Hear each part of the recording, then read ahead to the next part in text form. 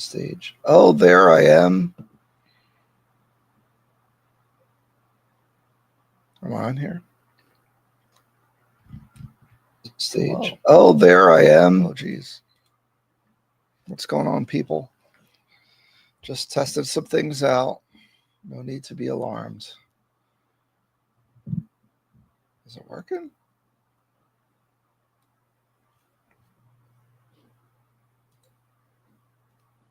Let's see. Playing around with the idea of doing some lives from time to time.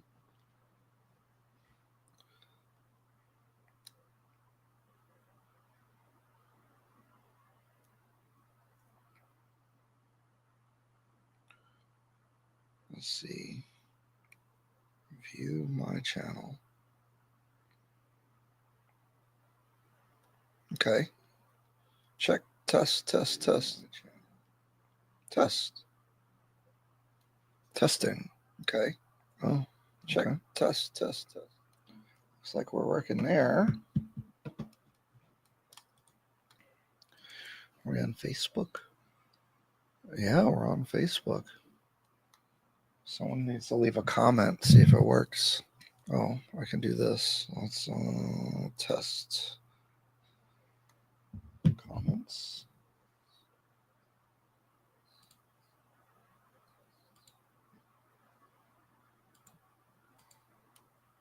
I don't see it yet.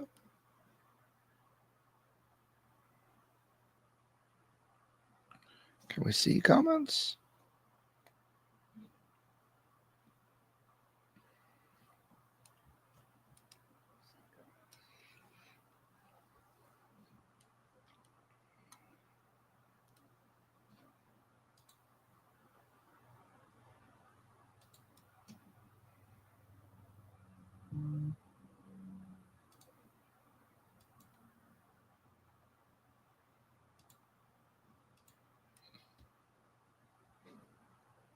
How come I can't see any comments?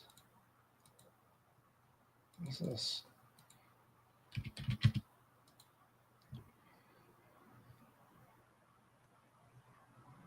Oh, close this.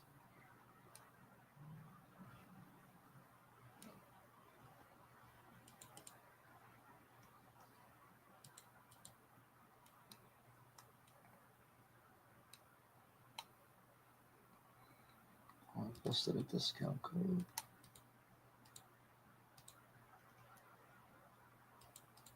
Close this thing out. Show comments on stage.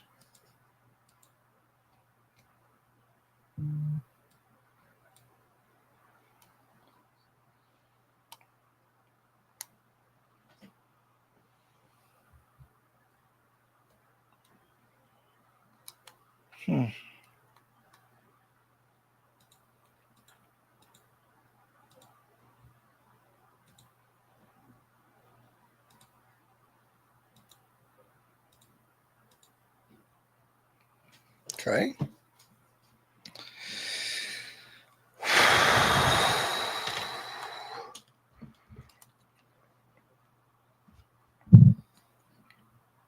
Really proud of everyone.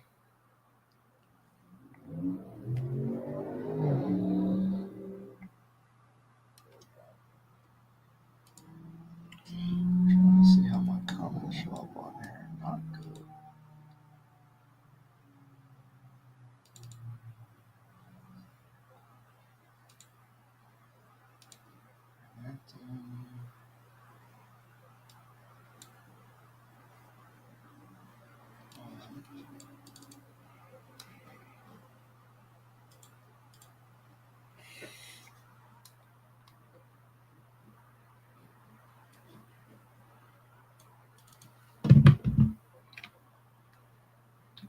Oh, that's better. Okay.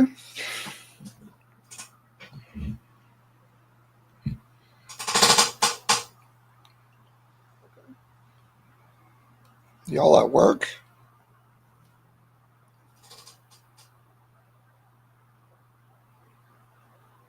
Y'all at work?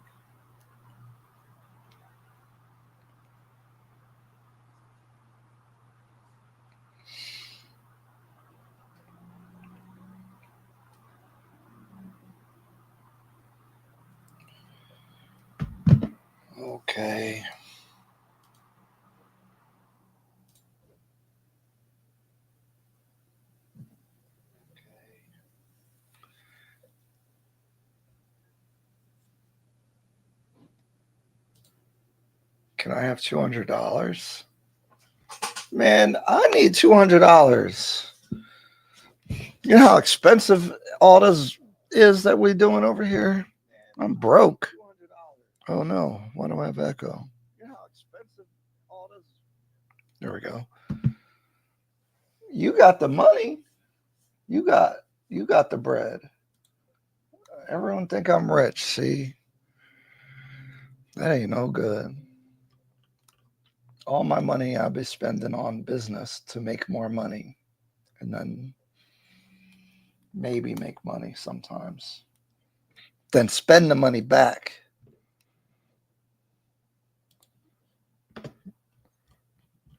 You're at home. I'm glad the baby's doing good. I saw her walking. I have to do an eviction. I have to send it to the attorney. I just got done with a consultation for some real estate in Kenya.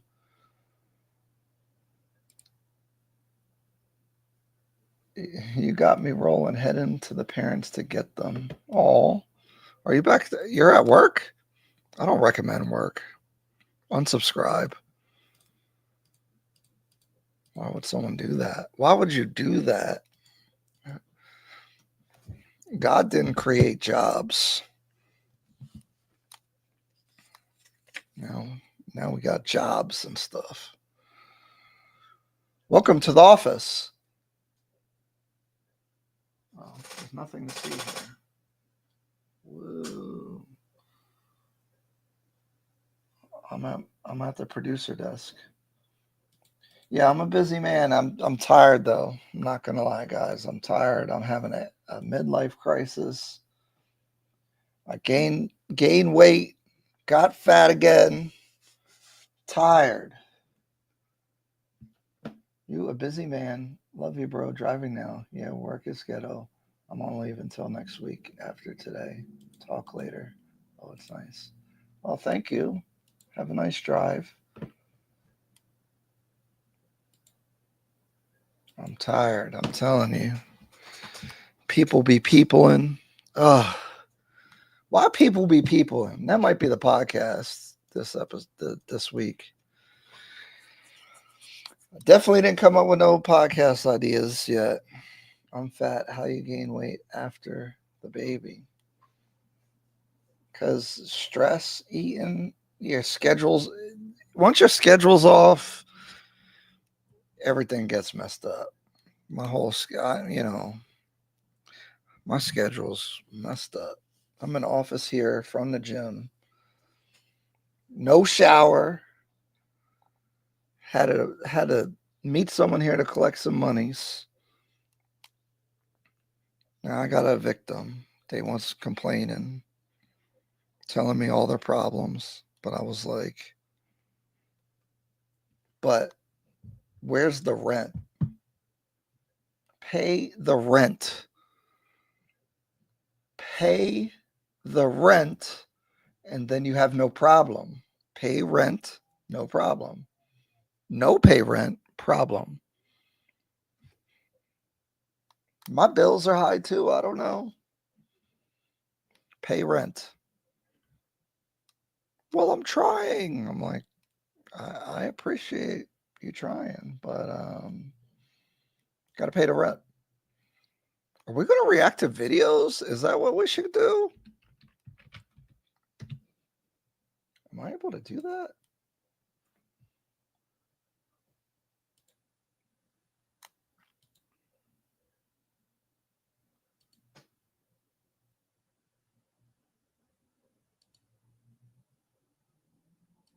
I can bring that up like that. This is just my Instagram feed. Look, I follow Kenyan news. I stay on top of what's happening. I don't want it to look like this. How do I want it to look?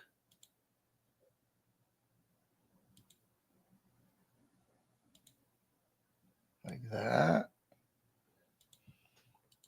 No, we need my face. My face is very important.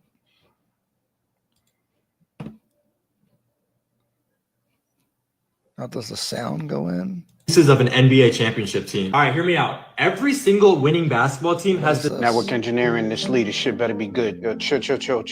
Calm down, bro. Nobody in the office can get internet. All right, your crying and screaming ain't gonna help, B. Can you get an IP? Smash. Whoa. Let's analyze what's going on here. Rocky is standing tough next to this beta dog. Trouble they were both eating the music. I gotta figure out how I'm gonna run that. Okay. We'll figure it out, guys. We'll figure it out. Maybe I'll come up with some reels to respond to about real estate. How y'all feeling about real estate?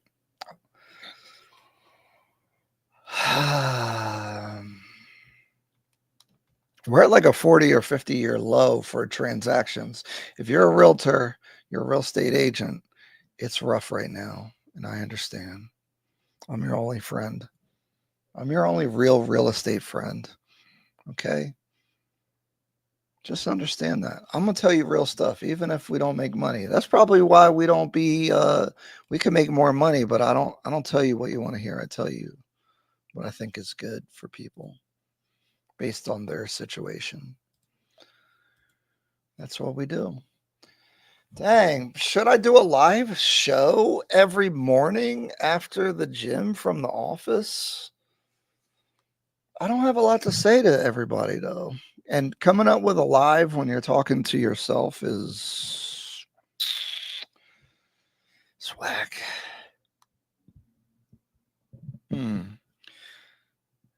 Because I would love to share conversations I actually have, because then you'll see the advice. It's hard to come up with advice here. I got the teleprompter. See, I see you guys. I see the comments right here in the screen. We're like technologically advanced, but we got to do more. You know, what's up, people on YouTube? I'm just testing out some stuff, thinking about, I don't know, maybe do a live show. But what would you guys want to see a live show about? You know, what's not saturated? What specifically is like my advantage as a content? You know, what I realized about content is I'm boring. I'm lame and boring. You know, should I be a real estate streamer? The first real estate streamer. Do a Kai Cenat, go to houses, see all the problems that we have when we go to a house. That could be cool. I don't know. Show you filling out forms. Would that be cool? You got to fill out a form so you can use your own house. You know? Pay taxes. Y'all want to see people pay taxes on live stream? What would a real estate live streamer really look like? You know? I hear that if you wear sunglasses, you'll get more viewers just because you look cooler. You know? Is that a thing? Like, I mean, I don't know why you would wear sunglasses inside while you're streaming, but now you're cool. My cool level is up.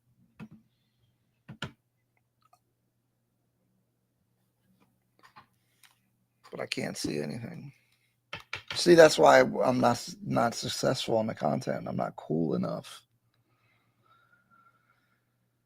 I'm literally in DocuSign right now trying to fill out a form. Mm-hmm.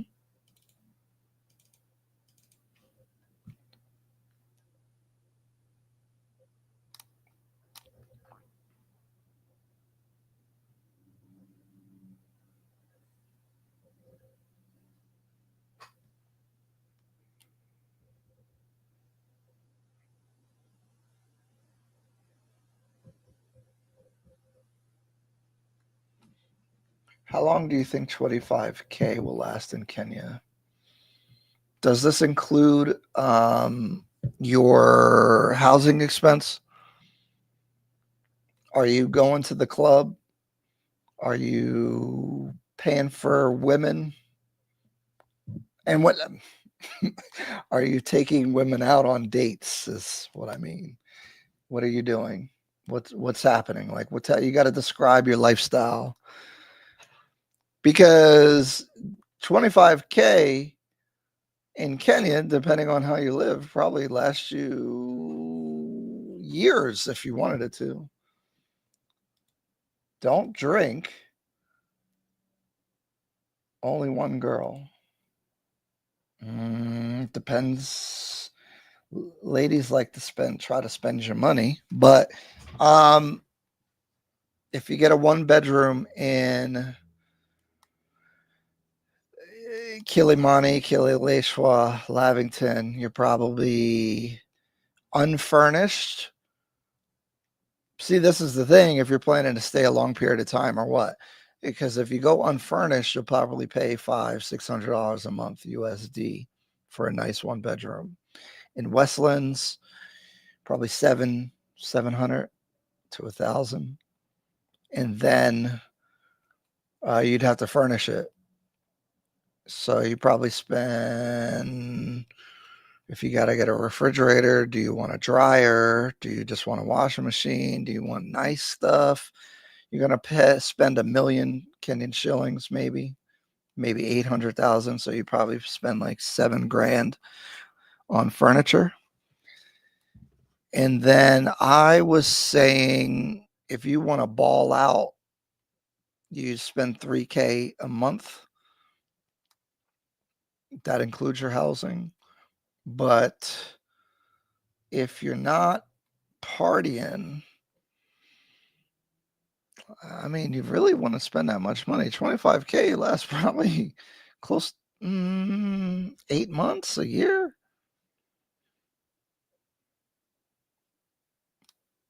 Most of it's going to go to, well, let's do some math here. Let's say you're spending $750 a month on your housing. That's $9,000 right there. But then you got to furnish it. Let's say $7,000. That's $16,000. So you got $9,000 of spending. You probably spend $1,000 a month after your housing. 9 months, 8 months, yeah. Chris, did you ask me a question and then bail out on me? I put a lot of thorough analysis into that. Oh, shoot. All right, well, back to what I'm doing. Let me know if you're still there. Oh, you are there. Yeah. When are you going? Have you been, Chris? Have you been to Kenya?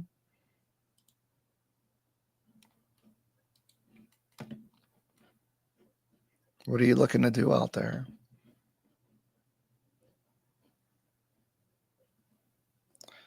Yeah, the thing about Kenya and the affordability is that Kenya can be whatever you want it to be, right? Like if you're eating local food and grocery shopping, your money's going to go really far.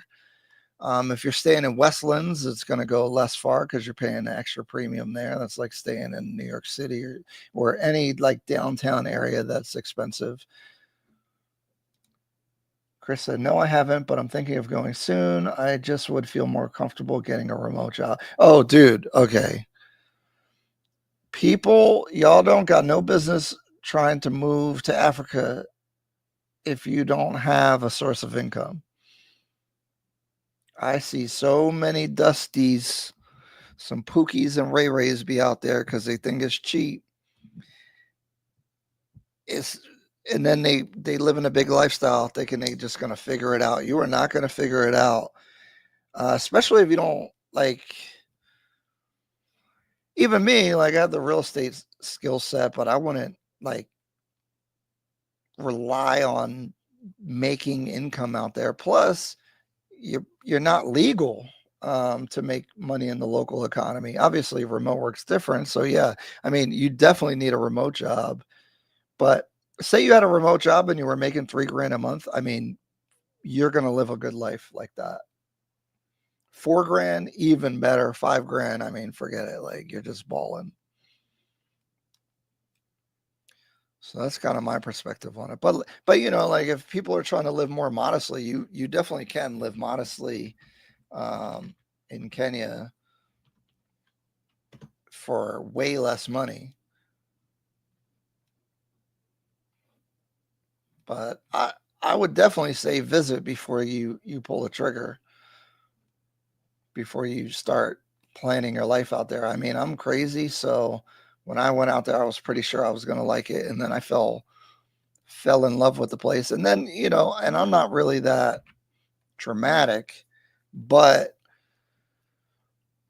you know, I'm just chill. Like I'm laid back. I'm not like, oh my God, I don't get into trends. I don't do all that stuff. But when I was out there, I was really feeling it. And then my second time is actually when, and you know, I had started the first properties purchase on my first trip. And then my second time, I started getting anxiety. Like, will I still love being out there? Will I still get the same feeling? Is it just nostalgia or just being different that made me want to be out there? But what I realized, I started feeling really guilty that I loved being out there so much and I really didn't ever want to leave. And that's when I knew it's time to make some plans, because this US stuff ain't it. And now it's ruined my brain because I'm running a whole business here. And running a business is challenging, and especially scaling and involving more people and trying to grow a business with, you know, bringing more people in. People are people in, and every time you get frustrated or annoyed, it's like, I don't need this. Going to Kenya. But that's a bad mindset. This guy said, how much are those HIV kits out there? I'll get them every time I meet a girl. I have no idea. Yeah, that's a wild question. I will say healthcare out there is easier in a way because you just go to the doctor and you don't need a prescription and all this insurance stuff. I do know that they do have insurance, but it's way cheaper than the US. So you could probably just buy it. But that's a wild question, dog. Your mind is in a gutter right now. He's planning on raw dogging. I don't blame you. I understand. But goodness gracious. He said, I need an HIV test kit. Yo, so I know that's like a thing in our mind about that. Is that true? Like, is HIV like real big in Kenya? You got to separate Nairobi, or like the developed areas, for the like the villages and less developed areas, because those are way different things. And the stats are going to be way different. You shouldn't even like look at the stats from Nairobi to the rest of Kenya, because they're way different. Cost of, like, if you go to Mombasa, I just saw apartments in Mombasa for 2.5 million, which is like 16, 17, 18,000 USD. That's crazy. So, yeah. Oh, this is kind of fun. If people are going to come in here, we'll just be chatting it up. And, you know, because I haven't made any Kenyan content because I'm in the US. Chris said, damn, so I'll outright own it. That's the whole thing. Me personally, I'm trying to get away from debt. Debt hangs over your head. Even if you have good money, debt, as a real estate person, I built my whole life based off of debt. But at this point, trying to unknown caller. Oh, an unknown caller. I'm trying to reduce debt. But yeah, you own it outright, and then property tax. There's no property tax per se in most areas. If you buy an apartment, you are usually it's a leasehold. So in a way there is property tax because you're going to have to pay for the renewal, but they don't have to give you a renewal, but you get a 99-year leasehold depending on the property that you buy. So yeah, it's pretty cheap. Could I just rent it out on Airbnb when I'm not there? How does that work? Yeah, you can. I don't have the data. Even in the US, this is why I've been reluctant to mess with Airbnb, is that I don't know how frequently your stuff would get rented.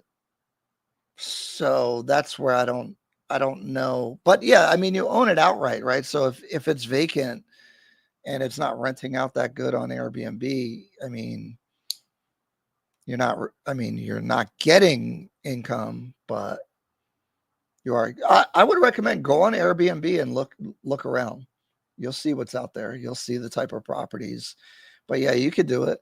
Mombasa, Diani, Watamu are all on the coast, and there's opportunities there. But obviously, that's more seasonal, touristy stuff versus Nairobi Airbnb market. But again, I don't know. I can't speak to the like the vacancy rate. And that's something that you're going to want to know when you're doing Airbnb. But yeah, you can rent it out when you're not there. My idea, I was going to like lock one of the closets or something, leave my personal stuff there, and then travel back and forth. But now I'm just buying another property that I'm just going to keep to myself. And then I have one in Lavington that I'm renting out right now. I don't know where you saw the videos and stuff, but I rented that out on a year lease, unfurnished, but actually the guy ended up moving out. You can break your lease in Kenya pretty easily. So my property manager, I'm hoping we get another tenant, but all these developments just finished. So it's actually a little challenging. Oh, you saw me with Rello. That's crazy. Yo, that was fun. I didn't know what I was walking into on that. But yeah, man. 25K, you'd be good. Scott Ensley, yeah. Someone said he's famous. And I'm just me. I don't know. Well, he's like a big passport bro? Well, like what's he famous from? He was super entertaining. I realized when I was on that live, I was like, yo, this is why my content don't do that good, because I'm boring. I'm chilling. Like, to be honest with myself, I'm just regular. I don't. That's why with the Kenyan content, I really keep it to real estate because that's my specialty. That's where I add value.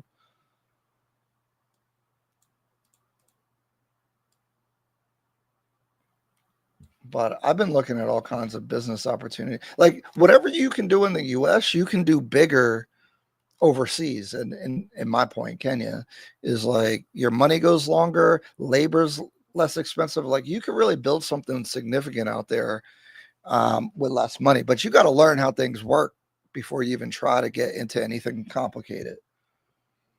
He's famous for missing his flight and getting stuck for $100. He's a good dude, though. It's just irresponsible.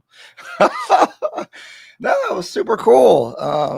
Yeah, I really enjoyed it. He got mad people on there. Yo, getting 150 people on your live is crazy. Like, that's very impressive. So, definitely pretty cool. That's funny, though. He was like, I don't pay for play, but I don't know if he was telling the truth. I was like, well, you give him like you do, which is fine. I don't care, but I have this weird thing where like I'm in this professional world, but sometimes I want to give my opinion, but I don't want to cause too much trouble. I don't want no problems. Getting old, that's what happens. Rental owners. Come on. Here he is. So I'm literally like doing office work in here. I was just testing this out, but I was thinking about doing a live. But what the heck? I don't know what the heck I want to talk about. Like, the Kenyan stuff is cool, but it's pretty niche. And I don't want to drag it, especially if I'm not in Kenya. I'd be not in Kenya mode when I'm in the US. I'm in real estate mode. And then when I'm out there, then I'll be back in Kenya mode. But I'm going out there like the next month or two. So, and I made some money off of YouTube for the Kenyan content. I only have like 5 or 6 videos. So I do want to keep that up. Not really for the money making, but it feels like it's having impact.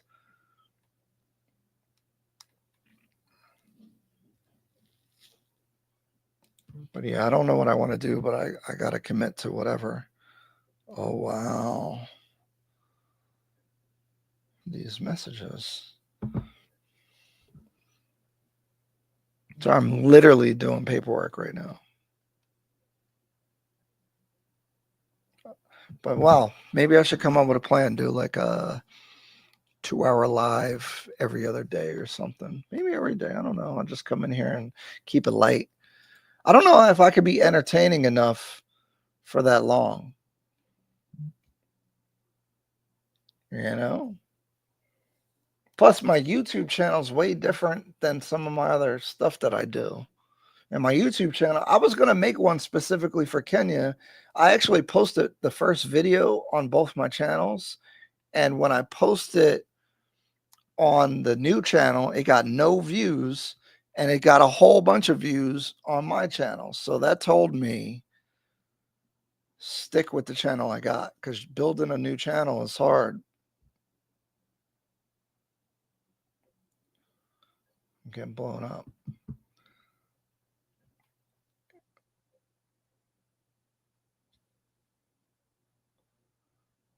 Name, address, email. Okay. Do you think Rello is going to have problems being dark skinned? Yes. Problems? I don't think he'll have the same experience I would have. And again, I'm telling you, I'm not trying to like brag. Like I'm not coming like that. It's just the way I get treated is ridiculous. And it messes with your brain, because then you come here and you're like, yo, what? Like, how do you go from like a 6 to a 10? It's that crazy.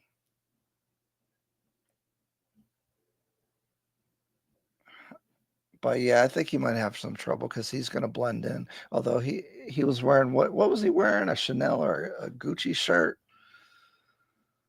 I don't know how that's going to play. They might think he's rich. Does he have a chain? Maybe that'll work. You know, I mean, he seemed like a fun guy. So in the club, he'll probably, he'll have a good time in the section. I'm not, I'm laid back. I ain't doing all that. I like a lounge. That's why I like Oyster Bay. The location. I like to sit, chill. He said, I'm white though, so I don't really know how my experience is. No, they love the whites. No, they'll love you too much. But I they looking for the whites. They're definitely you will have oh man. They will be going crazy.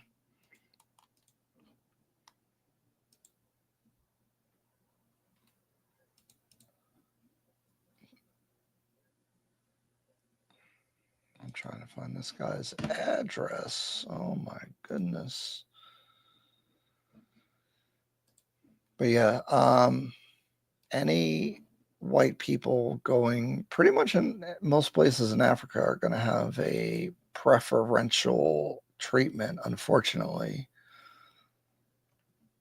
And I feel bad about it because I'm light skinned, and I feel it. One time when I was in Mombasa, I was at Safaricom, And I'm not exactly sure this happened, but I peeped that I think they took me ahead of the line because they give people numbers, but they were like, and there was other people waiting, and they took me in front of other people. I don't know if they were waiting for something different, but it felt like they was giving me extra treatment. So I don't know, but that was my perception.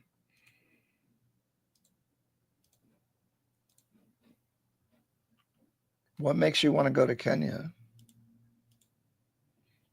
See, everyone's trying to go. I see Earn Your Leisures out there. I see a lot of people. East Africa is getting on the radar. Actually, a big music artist, Bien, who's Kenyan, was at the Breakfast Club yesterday, or at least the video came out. Yeah, I don't really like that, to be honest. That bleaching stuff, I don't really get it. I've heard stories of guys waking up and the girl being 3 shades darker. Yeah, man. I don't know. There is some white worship going on that, yeah, it does bother me, but it's a different culture. Like, they have their reasons, I guess. But yeah, I don't like it. I don't like that they have a preference for light skin.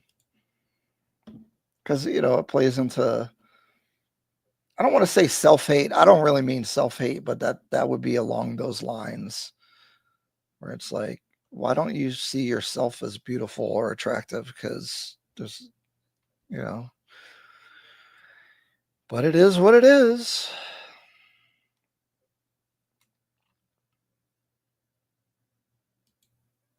Man, I ain't putting an address there. Managing agent.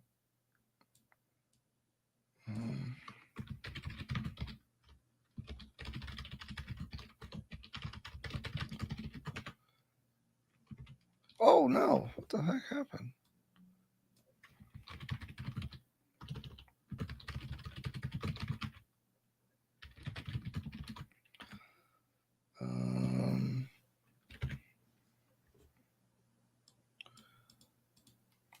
Yeah, why do you want to go to Kenya? That's what I want to know.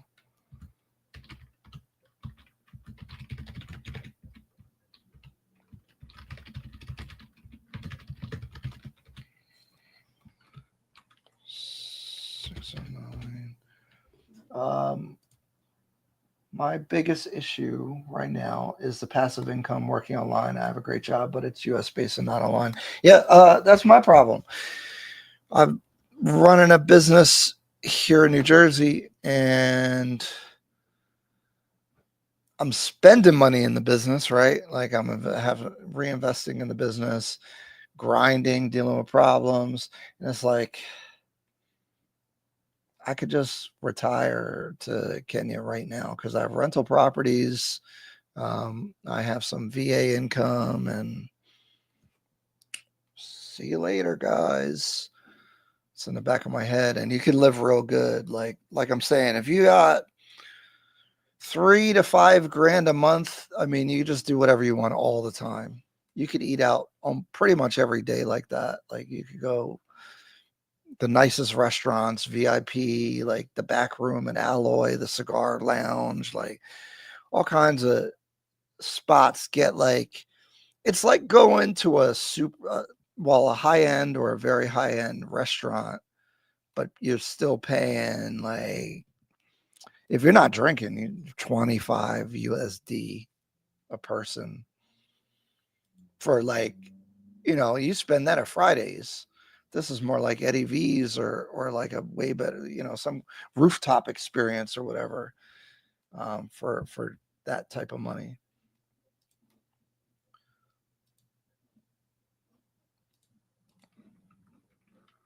So yeah, the passive income has a thing. 200, 1145.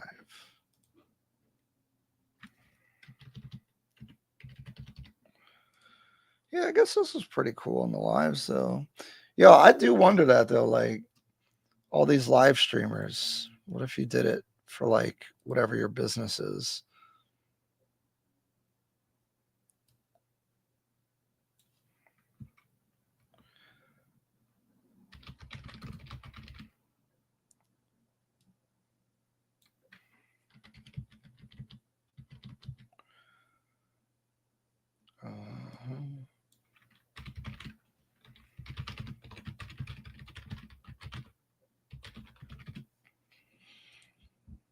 Maybe arranged.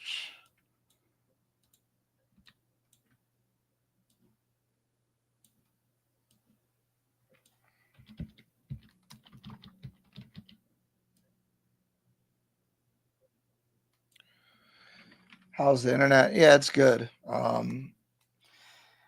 The thing is, there's different speed levels. So if you're at an Airbnb, they're probably paying for like the basic, but I haven't had a problem with the basic internet speed. But like if you like when I bought my first property, they do have like super fast connections that you could pay for that are reasonable. They're reasonably priced. The power can go out, so this is another important thing, is to get a place that has a backup generator that actually backs up like the particular unit and the outlets. Some of these properties, the backup will only do the common areas, or they might just do your lights but not your outlets, and now your internet's out, and that's whack. Also, if it rains, Westlands don't have this problem as much, but if you're staying in Kilimani or Lavington or Kilileshwa, the traffic and the roads and the flooding can be kind of crazy where you can't get nowhere.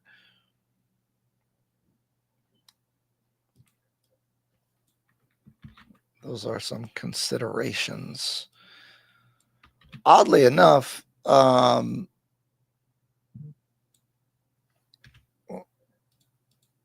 interestingly, like certain things are expensive, like skincare products can be expensive, especially like brands that they can cost a little bit.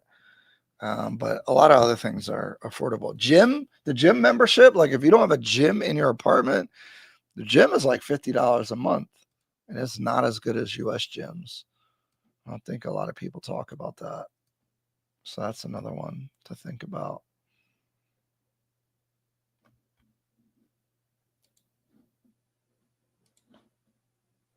I smoke cigars. They have good ones out there. I smoke cigars only time to time. I know Austin Hallman smokes cigars, and he goes to some cigar lounge out there.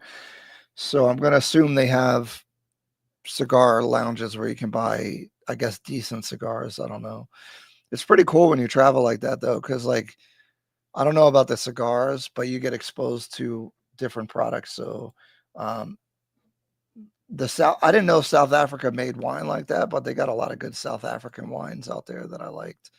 But just in general, you get access to all kinds of different stuff, even like appliances. You see different brands, you see different all the cars have different names, although some of them are basically the same model as the US. They just have different names. Yeah. Uber's super cheap. So also they have something called Bolt, which is just an Uber knockoff. It's cheaper, but I always use Uber. But you can do like a 20-30 minute drive. Sometimes it'd be like $3 to $5. That's how, so you could do a lot and not spend a lot.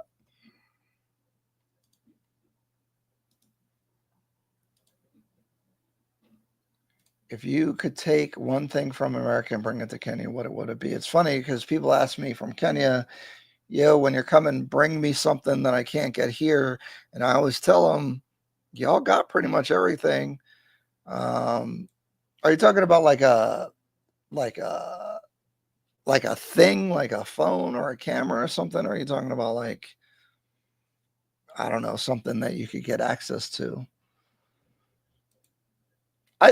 See, I'm in a unique situation. I'm not like a tourist. I'm looking to integrate a little bit. So I'm trying to adopt some of the cultural ways there where it's more laid back, more chill, more peaceful, more positive versus consumerism and all the stuff that that's going on here. I'm trying to break away from some of that. So I notice like things work slower because M-Pesa like is the payment processing. It's kind of like Cash App, but it's through the phone, and like you pay for that everywhere, and it takes probably 30 to 45 seconds longer than using a card, and it bothers me, and I'm trying to like not be bothered by that. Because like, why are you rushing? Why are we rushing? Relax. One thing that I do when I come back to the US that I do appreciate is like I could be driving and pull up to a convenience store. We have Wawa over here in Jersey, and like grab a couple things and get out real fast. Kenya, you're not just going to make a pit stop. It's going to take long. How you going to park? There's a gate. They might have security at the thing. Then using M-Pesa, it takes a little bit of time. So like, but here's the thing: Uber Eats, or you could get a Boda driver. There's something called Glovo. You can get anything brought to you for really cheap. It's not like Uber Eats where like you buy McDonald's on Uber Eats for $10, all of a sudden it's $20. It's not like that. It's very affordable. You can get alcohol, you can get whatever you want. Yeah, they got spicy food. Hold on, you said I smoked. Oh, hold on. I see. I got you. I heard they don't really have spicy food. What? That's crazy. They definitely have spicy food. Dang, what's the name? There's actually a West African place that I order from that has like the real spicy stuff. But if you eat, it's funny in Kenya, I almost never eat like Kenyan Swahili food because most of the stuff is international that I end up going to. So it's like any other restaurant that you would go to, different themes, Mexican spot, Italian, French, whatever. But you can get spicy food for sure. I can't think of the name of the West African spot with the food because that joint was real spicy, but it was real good. Do I drive? I have driven. Driving is chaotic. I'm starting to understand a little bit. It's a rhythm. If you watch how they drive, you'll be like, there's no way like people don't crash, but they know what they're doing. It's weird. But also they're the most reckless people driving. Like, I don't know why. Like, once you get out of the city, they drive fast, they overtake it. Like, there's a lot of road accidents. Like, you can definitely lose your life. I don't know why the culture around driving is like YOLO, but they really don't care. Like, they're driving. I feel like they don't care about their lives driving. Like, that is dangerous. Yeah. And it's on the other side of the road. Actually, when I go out there, I don't know. It depends on my budget, but I was gonna buy a Ford Raptor out there on this trip, or probably in my next trip, probably in December or whatever, January. Definitely getting a car. But I drove at night. It wasn't a lot of cars, and the girl I was with, she drives. She has a Mercedes, but yeah, we was drinking, so I was like, I'll drive. And there's a lot of traffic circles. That's where it gets a little confusing because you're like, wait, which way do I go? But I'm telling you, first of all, I spend long periods of time there. Secondly, I'm on a mission to learn how to be in Kenya, not just visiting. Like, I'm trying to make people feel like I'm a local. So I'm trying to learn everything. So I pay a lot of attention. But yeah, it's cool. It is cool. Property management. Clydesdale. I gotta print something. Brother printer. Boom.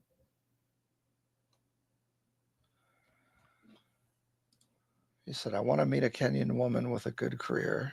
is that polo? Yeah. So when I was at the polo event, we had a section, and these two ladies came over, and because there were no more sections, and I'm like, can we sit with y'all?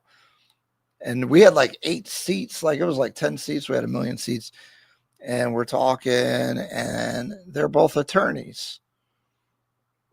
So now I'm asking them legal questions. I was getting free legal advice. I'm asking them everything.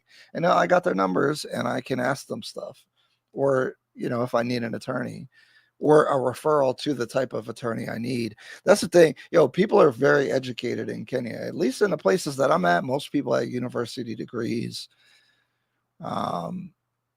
So I'm like really impressed.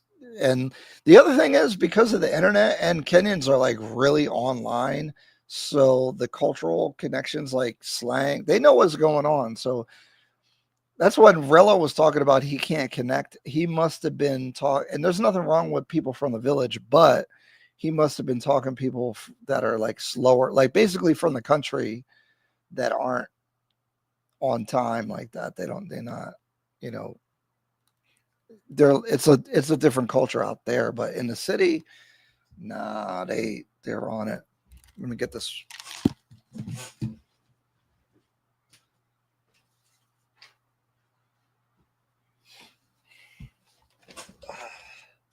Oh shoot. Oh, I gotta put this in. Yeah, so Gong Race Course, they have polo, but they also have like horse races. There's a tent, there's all these vendors. You get a VIP section, you get a table, there's a waitress. It's real nice. People are dressed up, I met a lot of people out there. It's really cool. That's the other thing in Kenya. Like that's the thing with the US, not to knock the US, but you could just, because I felt like this in Germany too. Like you could just talk to people. Like if you were at a bar, everyone's going to talk to everybody. Way more social, way more friendly. Nobody's like worried about whatever the heck, because everybody's worried about something popping off. Out there, you just talk to everybody, and it's just a good vibe all the time. I mean, that's my experience. So I don't know, I just approach everything in a real open mind. And I think they pick up on the fact that I'm interested in the culture and people. All I did, like, that's a cool thing. I could talk to somebody from Kenya all day because there's a million things I can ask them. I just ask them all about the country, their opinions about different things. So like, there's unlimited things to talk about and vibe.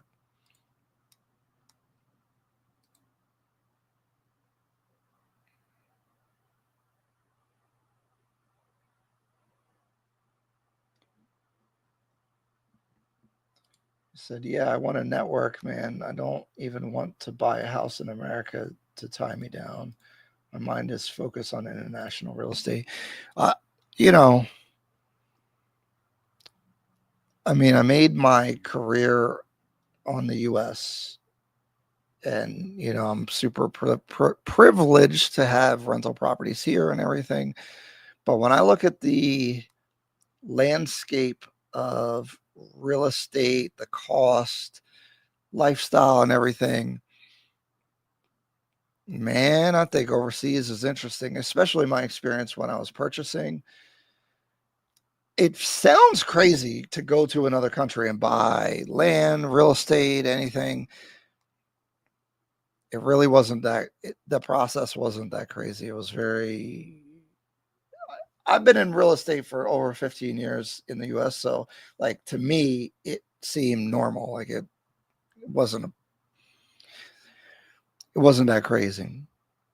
I know a lot of people looking at like Jamaica, although Jamaica's having like a boom right now too. Your money just goes further, like, because now in the US, you need to even get in the game, you need enough money. So a lot of people are locked out of the game. So where can you go? Yeah, you could buy stuff in the hood, but then you got to deal with hood problems with your real estate. And I'm not trying to do that. I've been there.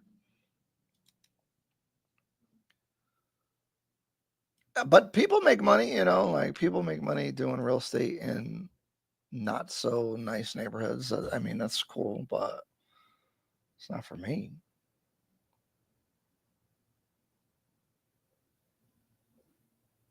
I'm in New York City. Yeah.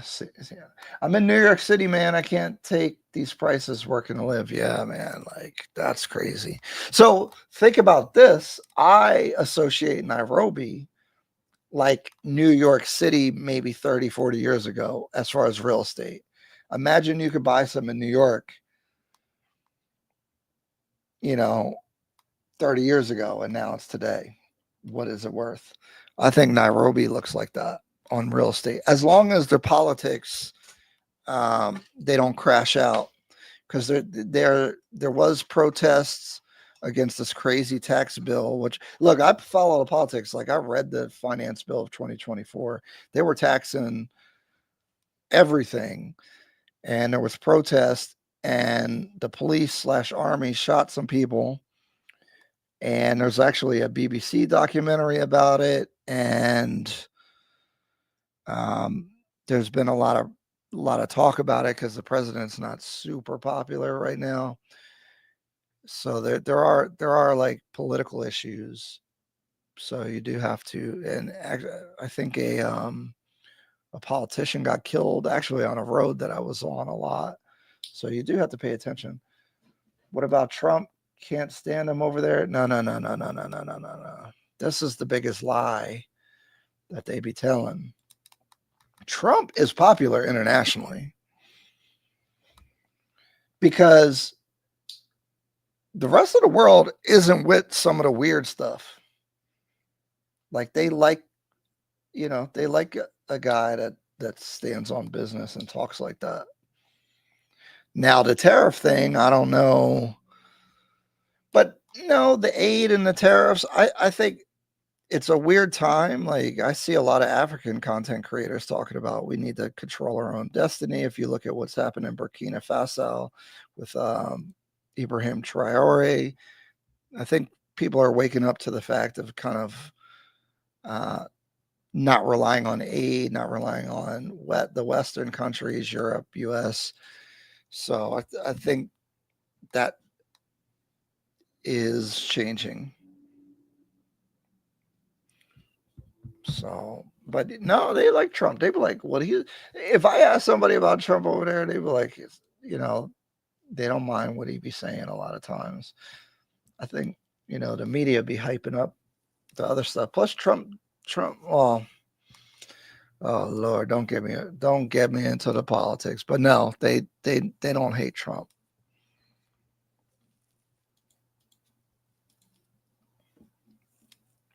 Did I do everything I need to do here?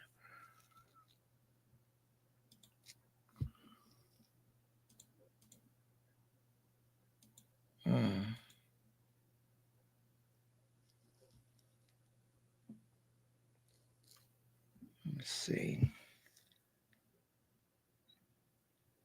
Yeah, this is pretty cool. Maybe I'll do some lives. I don't know.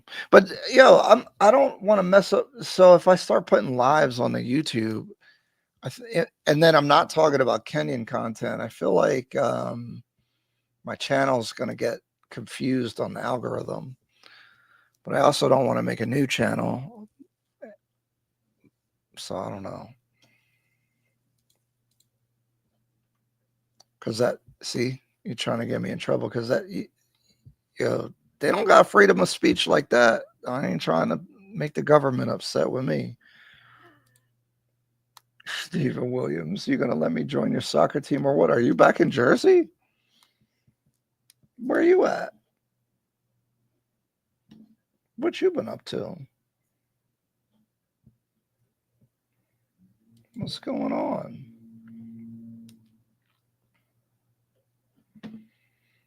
Yo, Kai Cenat is the man, yo. Streamer University. Like the whole concept, like probably people our age, we're not following it, but that's crazy what he's got going on. Oh, you're in Cali. Are you still good? I'm not. Man, I was good last season. I gained like a lot of weight. I've been struggling. We only got one game left in our season though.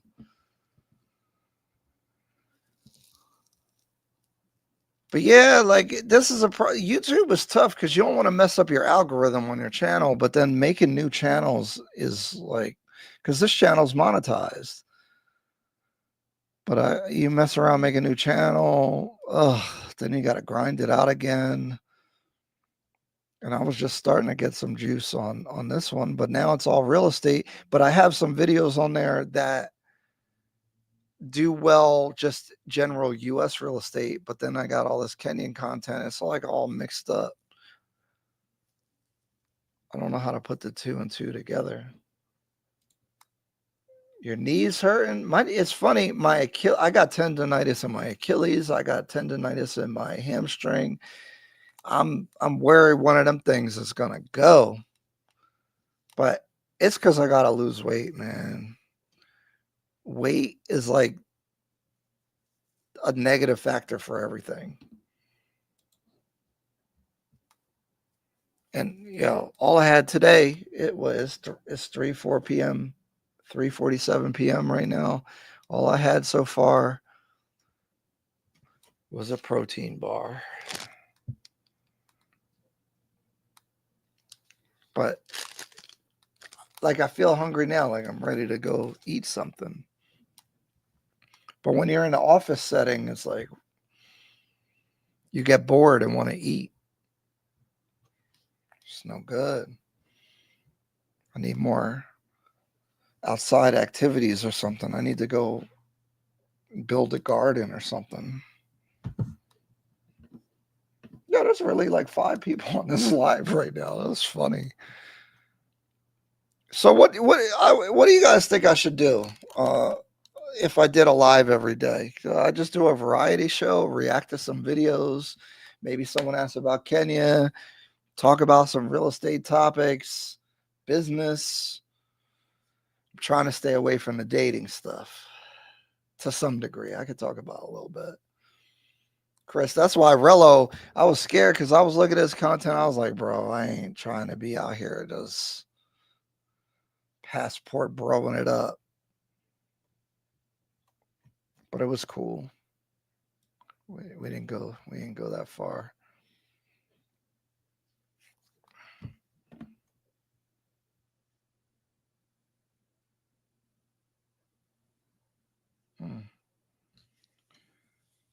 Yeah, man, the knees. We're all dying. We're all dying. I've been having like a midlife crisis about that.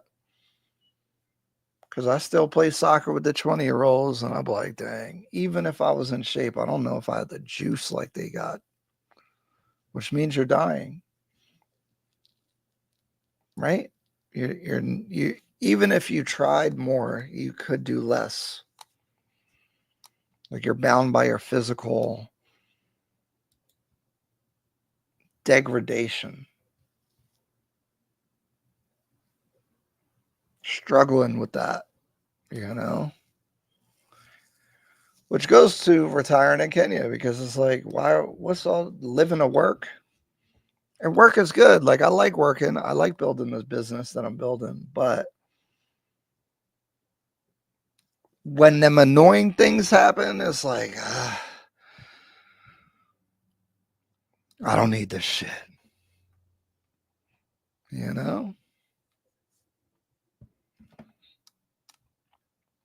But then, I would think I'd be bored. So it's like a double-edged sword. Y'all don't be having midlife crises. Like, damn, my back hurt. Because we're all dying. Is that morbid? I've been having more. And a lot of people, see, then you get older and your peers start having older people issues. People start dying. Kids getting sick. Car accidents. the mortality of people just starts getting to you, people's parents passing away. And then you start thinking,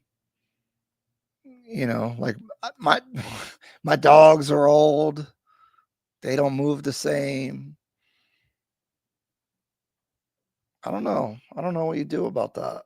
What do you do with that information? Like, it's weird watching sports because when I was real big into sports, those guys were older than me or the same age, and now I'm older than everybody. Like, it's like I'd be retiring now if I was a player. It's weird to me. And then you see young people doing stuff that's clearly young and dumb, and you're like, young and dumb. I've been there. It's weird. It's getting old. Getting old. And everyone, no, there were no cookouts because our generation, well, first, they can't afford stuff. But secondly, we don't socialize and organize like they did back in the day. And I try to do that, but I ain't had the juice lately. I have not had the juice.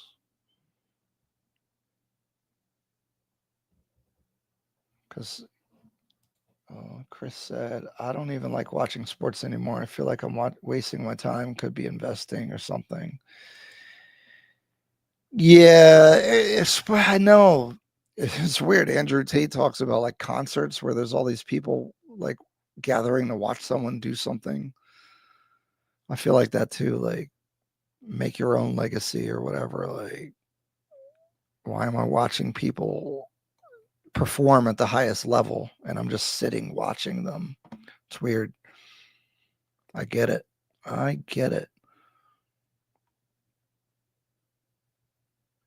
I don't know. Like, see, the older you get, the more aware of things you become, because it's like working, investing, building, super important. Super, super important. But why, is life about work? You definitely need resources. But, it's a balance. That's the hard thing. That's where social media got everybody messed up, because social media is like the most extreme version of every single thing. And it's like, hustle, hustle, hustle, hustle. Well, you got to know when to hustle and then when to not hustle and when to take a break and slow down. But you also got, and I'm not saying you always got to, and every individual is different. So it's like, picking when to do something and then to measure, because anybody can go all out on something. Like, it's easy to take a really extreme position. It's really easy to go 100%. It's really easy to be like, this is bad, this is good. But nothing actually is like that. Like, everything is infinitely complicated. So then how do you decide? So it's, how you got to balance enjoying your life with investing for the future. Do you know when there's people who work a warehouse job for a year, save up a bunch of money, quit, go live abroad, and do it all over again until the money run out? What's your opinion on that? No. Nope. Can't do it. Maybe. People do spend way more money than they should be spending on things. That's for sure. At the same time, I don't know. No, you could do it if you did it over a long enough period of time, especially investing. Like, if you were investing like $50 to $100 a month in Bitcoin, since it popped up on the radar.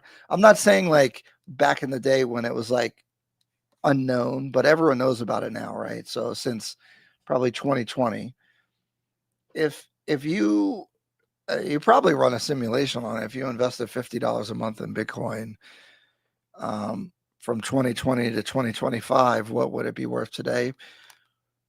Now you might be talking. So the general concept that I'm saying is like, if you invest it, maybe, even though you have a revenue problem if you're at a warehouse, now the advantage when you go overseas is there may be opportunities to make money in a couple different ways overseas, but I want to rely on it. Definitely want to rely on it. Plus, I think you got to build a skill set. Like, that's the thing, I talk to people about, especially even on content, is that I have over 15 years of real estate experience. So there's no competition for that. Like, you can't copy that part.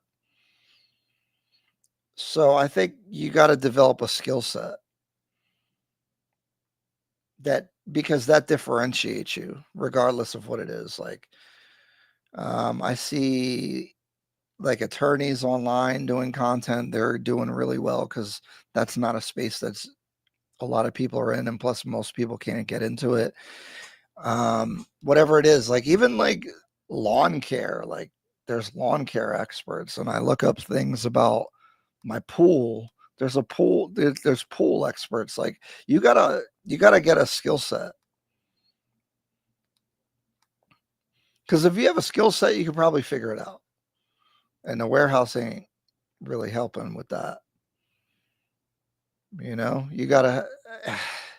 I hate to say it, but some kind, not just a side hustle, but like a skill, a discipline. Sounds boring, the 10,000 hours and all that stuff, but if you know construction, if you know graphic design, like you got to have some kind of skill, and you need a track record of success with the skill.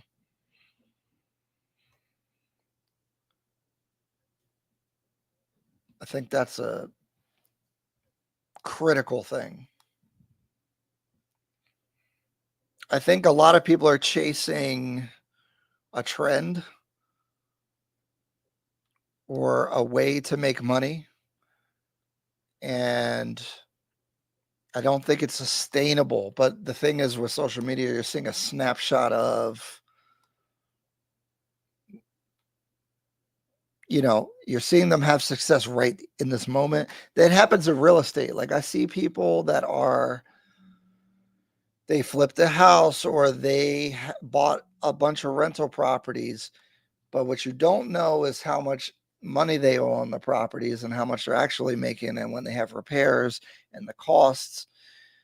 Because what I've realized over time is there's a lot of depreciation, like a lot of cost on maintaining a property that manifests in chunks over time. So you could look like you're making money for a while. And actually, that's why real estate people can go broke, because they have so much debt. And any problem you have could, even though you have wealth on paper, it could blow you up and sink your whole ship. So you got to be careful. But you need a skill. Trading stocks is not a skill. Hold on. Trading stocks is what everyone says to do. No. Don't trade.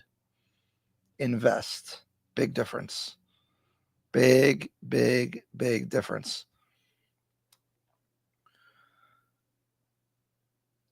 Honestly, stocks, like, you could be very boring. And this is not financial advice, but buy Amazon stock. Buy the companies that are taking over the world. That's very obvious to own. When you're trying to go in and out and time your trades and all that stuff, I think it's a scam. That's the thing. The internet turns even like tried and true things into scams because the way that they want to tell you how to do it. Because yes, theoretically, if you bought and sold every day at the right time, you'd make a bunch of money, but that's not how it works. It doesn't work.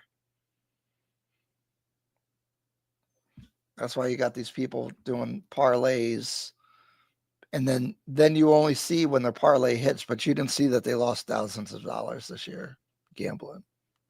Stop gambling. Amazon, buy a bank stock that's a big bank. Buy a consumer goods thing, like General Mills or something that pays a dividend. Tesla is a little controversial, but I like Tesla. But not for nothing, buy an index fund, buy a mutual fund that just is like a general market, and just discipline, invest every month, whatever you can afford, $50. I started when I was 18. That's the thing. I never made a lot of money.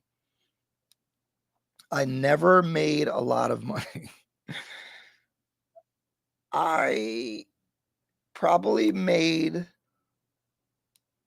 the most money at the last job that I had, probably not more than 100 grand, and I only did it once because then the market got bad. It was my management of the money, saving and not spending, which is now hard for me because I'm trying to learn to enjoy money more, but not crash out. So that gets a little more challenging. Chris said, what about crypto? I would allocate a certain percentage that I feel comfortable in crypto. So I'd probably have more in stocks. Say 60% of my invested money is in stocks and then 40% in crypto, or 70-30 or whatever. And again, don't chase this other crap. Just buy Bitcoin, maybe Ethereum. So then this is the thing. You should just set rules for yourself, right? Like, I'm going to buy 80% of whatever I allocate to my crypto in Bitcoin, and then I'm going to allocate 20% of my cryptocurrency investment in Ethereum. And I'm going to set up an automatic purchase, and I'm just going to let that rock out. That's it. Boring. Like, if it's complicated, it's probably some BS, to be honest. It don't got to be that crazy. It really doesn't.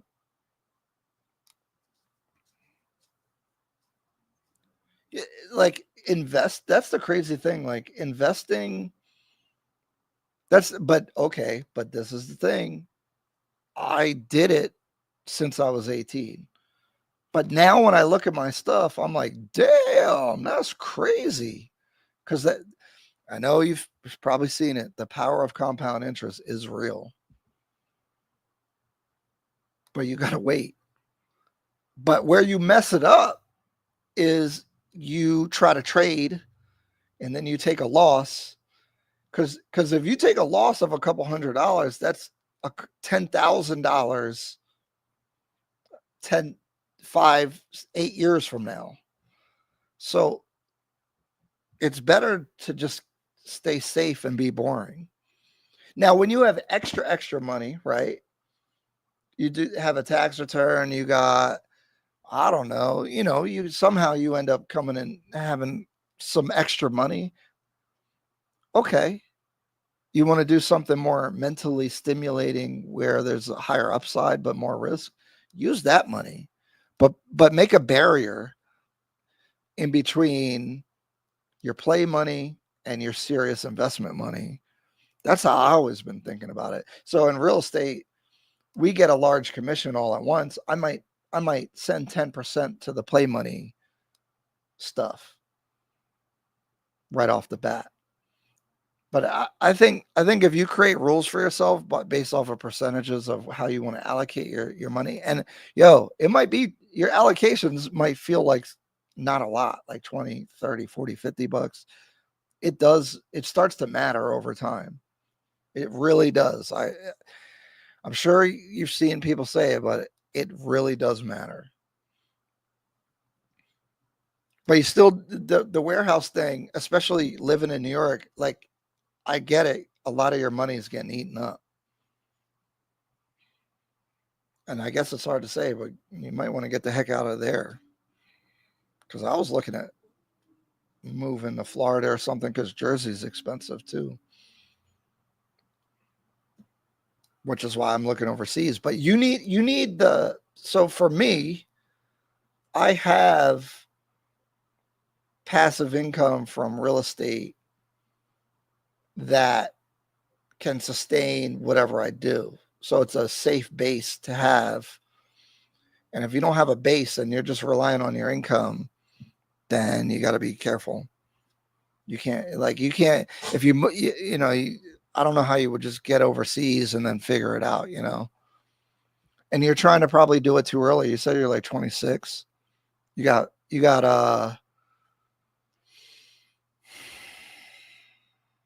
6-7 more years, man, to like by your early to mid 30s. That's when you should be like ready.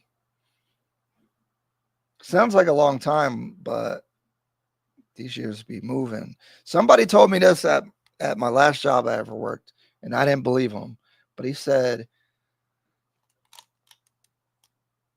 your 30s is when everything changes if you do it right. He said that's the most fun you had. This is 30s, and I felt like 30s is old, and I'm 37. I feel a little old now. I'm on the further end, but because I invest, again, I didn't make a lot of money, but because I invested, I have a base of wealth and income to rely on it to give me freedom to do what I want to do generally. But here's something that I think about is like, I feel like I got 1 or 2 more levels to hit in me, but I'm tired. Right? Like I could keep investing. And when I say investing, I'm more talking about like businesses more, because I'm always going to invest in stocks, crypto, all that stuff. But investing in like a business costs money. You got to spend money. Like I'm in my real estate office right now. Like all the stuff in here recently was purchased. So to level up, you got to spend more, and I could just bail out and go to Kenya, but then it'll be hard to raise the level. Chris said, do you have a problem with squatters in America? I worry about that. Dude, I would never buy in New York for that reason. I don't like buying in Jersey anymore. I won't, unless I'm doing like a new construction that we're going to sell or something. I'm not doing anything in any blue states that have stupid landlord tenant laws, squatters' rights, all that stuff. That's again why I'm looking at Kenya, because they don't have all that nonsense. You didn't pay, you got to go. What the heck are we talking about? Yeah. And I probably could have went broke during COVID, because if we had enough people in my properties playing this, we're not going to play the rent game, but you're not allowed to evict them game, I could have went broke. That's when I started realizing you got to play some defense with this stuff, because just because I got net worth on paper and you start counting your rental income as like guaranteed, it is not. And if you build your lifestyle around that, if that stuff goes to zero or you have to start paying those mortgages, you can quickly be jacked up. Which is again why you see real estate people go broke. They could be telling you they have $10 million in real estate. That don't mean nothing. They could be broke. They could go broke, let enough people not pay. So you got to be careful. But yeah, I wouldn't buy any property in states that have laws that don't make sense in like real life. Florida, Texas, Nevada, Louisiana, Tennessee, South Carolina. Florida and Texas are already big. Georgia's big now. Yeah, Grant Cardone could be broke. Yeah, for sure. I don't know what his leverage situation is now, but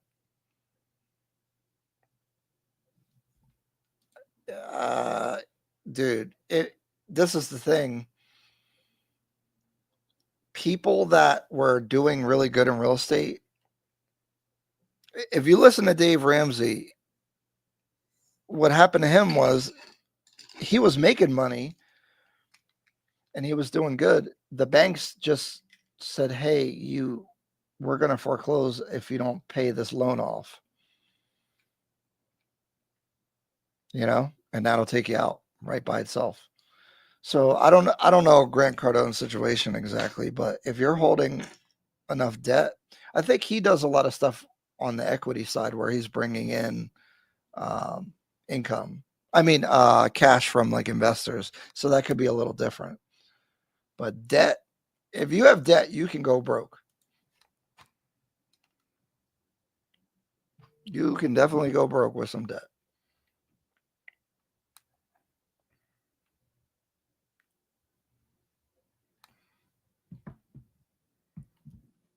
And that's the tough thing, though, as like a young man, the ability to borrow at 96.5% on an FHA loan to buy a property that you house hack and you rent out the duplex, or if it's a fourplex, you rent out the other units, can be life-changing.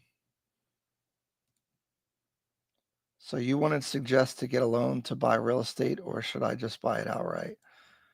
Yeah, that's what I'm saying. Like, I don't want to tell someone starting out not to use debt. The problem today is that the debt is more expensive.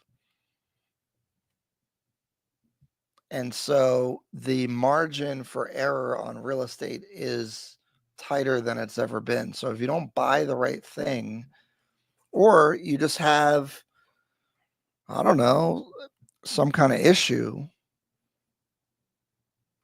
you don't have the reserves. You may not have the reserves, especially if you're using a low down payment, to sustain the risk. And the issue is, maybe you could sustain it. I mean, maybe it's a good deal, but if you can't afford the pay, like, you could still get wiped out on a good deal. That's the problem.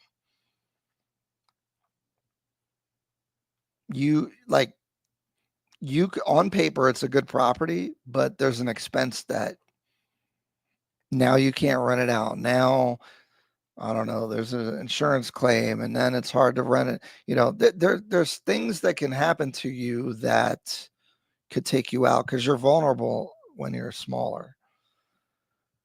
But no, I would not say not to get a loan. I would say be very careful and buy the right property, and don't crash out just because you want to buy a property.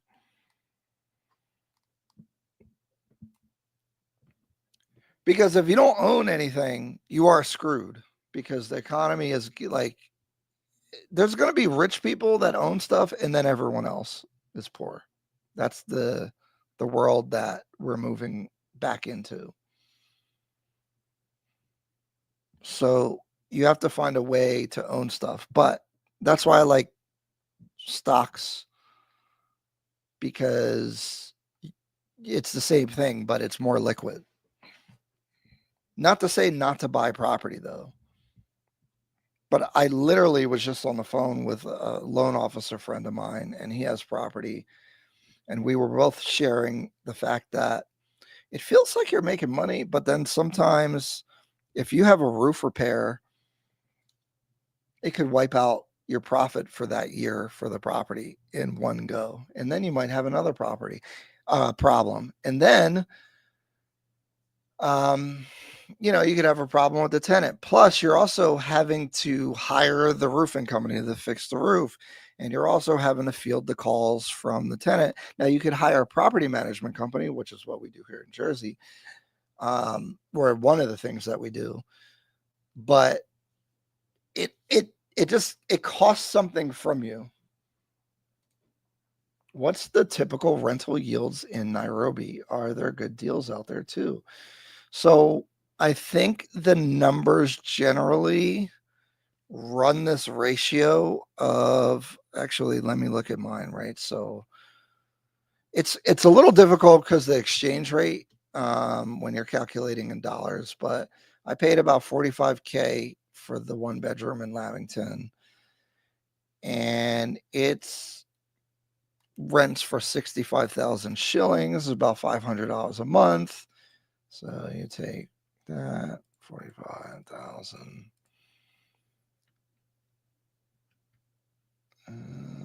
Hold on. 500 times 12 divided by 45. Yeah, it's about 13% gross NOI. But then there's expenses, right? So this is why I don't like to do a calculation yet, because I don't have enough data for vacancy and like expenses and stuff. So looking around 13%, but now we have a month of vacancy. So I had a tenant in there and then they moved out because you're able to break your lease. So we're vacant for a month now. Now, if it's 2 months, that changes your return. So you have to be careful. That's why I don't want to cite a return, because it's based off of gross, and I know better than to base it off of gross rent. Like, we have to see what the vacancy is. That's why the Airbnb thing, I have no idea. I'm going to do it, but I'm buying some property, but it won't be done till 2028. So I don't want to mislead people as far as what the return actually will look like. But on gross return, it's about 13%. And that seems to be pretty standard. And so that 13% is not Airbnb. That is the rental calculation on an unfurnished traditional year lease. The rent is probably double on the Airbnb rate, but I don't know what the vacancy rate would be. So if you're doing Airbnb, basically is 2 to 2.5 times whatever the unfurnished is, from what I've been looking at. So you're going to need at least a vacancy of 50% for it to be worth it. Plus then you got to add in the cost of the furniture, maintenance, turnover. So I don't have numbers. I don't want to just make up numbers. So I don't want to tell you, I don't want to say what the percentage is, because I can't say yet, That's why I'm not a great content creator, because I'm like, it depends. And that's not a great answer, I guess, but that's the real answer. And I sleep good at night telling people what's really going, like what I'm doing. All I can do is share what I've seen so far. I don't want to go beyond what I've seen. So you think it's dumb to just rent if you don't see yourself here long term? No, I don't think it's dumb to rent, because renting can be cheaper than buying right now. Before 2020, that was not the case. You were dumb for renting. And that's the type of content I was making at that time. Like, you need to buy a house immediately at 3%. They're giving you money away for free. The mortgage payment is going to be significantly lower than the rent. Now that's not the case. So that's why I've been telling people, don't have FOMO about buying a house. Have FOMO about investing, though. Like, you need to be invested in assets, or you're going to fall behind if you don't have assets. That's why I say start getting into stocks, but don't trade. Don't trade. Let me see. The next comment says, what's the typical? Oh, okay. Hold on. I got lost. That's decent. 12%, and the price will rise. We talked about this earlier in the live, but do be careful about the saturation because again, now I'm seeing vacancy, and that's specifically because a lot of developments have finished at this point. And so can you rent your stuff out when 1,000 new units just came on the market? Let's see, this comment is Chris said, and I own my CDL. I use that warehouse analogy because I know people who do that stuff on here. Oh, well, that's different because trucking is pretty good. You could scale that if you develop your own trucking company or partner with someone that does. You could run the dispatch remote. You'd need someone on the ground. You'd be in the boat that I am, right? Where you can kind of do stuff remote if you have your own business. But there are things where you're going to need to be there. But trucking ain't going nowhere. So I really like that business. I like waste management. I like basic ass services because a lot of people, they're not saturated and they're not easily technologied away. So I like that stuff. Gen Z Thomas Sowell. Isn't the tax situation very bad in Kenya? Top line tax, I believe, for foreign. So the rental income tax is 7.5% gross. You're supposed to pay it monthly. I'm not a tax expert, but I don't think you are paying the rental income gross tax on top of income tax as a foreigner. That I'm not sure about that though. So when I go out there, one of my missions is to do some content with some lawyers and tax people because I see a lot of different things being said, and I try to look up the laws and everything, but just like with anything, laws have 8,000 different exceptions and taxes have 8,000 different exceptions. And I don't want to mislead anybody. I'm not sure, but from my current understanding, if you're just doing rental properties until you're making over a certain amount, it's 7.5% gross to KRA paid monthly. That's my understanding. Definitely something I want to look more into. The other thing, though, is just like the US, what's the tax enforcement look like? Because there's a lot of things in the US about how you're supposed to pay certain taxes, but maybe it's not designated a certain way where you do pay or you don't pay based off of how it's designated. But again, as a foreigner, I can't, I'm not expert with that stuff. Yes. And I haven't gotten that far because this is my first year making money in Kenya. Chris C said, I don't know anything about real estate. Obviously, couldn't they just take your apartment? What could we actually do as Americans? I'd assume you'd be effed, right? Well, how would they know? This goes to the IRS point. All they get are your 1099s and have some kind of algorithm based off of whatever you filed last year. Like what are their filings that they're getting? And I'm not saying lie or scam your taxes, but I'm just saying, how do they know? And it relies on you to self-report what you're supposed to pay. So there's that. Again, I plan to make content in Kenya with some accountants and some lawyers to get the proper information on these things. Because I see a lot of conflicting information. Just like the leasehold and freehold thing, I think that's quite misunderstood. I talked about that a little bit before, but because they're like just like in the U.S., there's loopholes that are legal. What are the loopholes in Kenya that are legal? Or structure? We could call business structures. How do you structure your stuff to pay less tax legally? Yeah, I'm trying to be politically correct on that stuff. If someone wanted to rent your apartment for the year, what would you charge? You had 65,000 shillings a month. That's what I've been renting it for.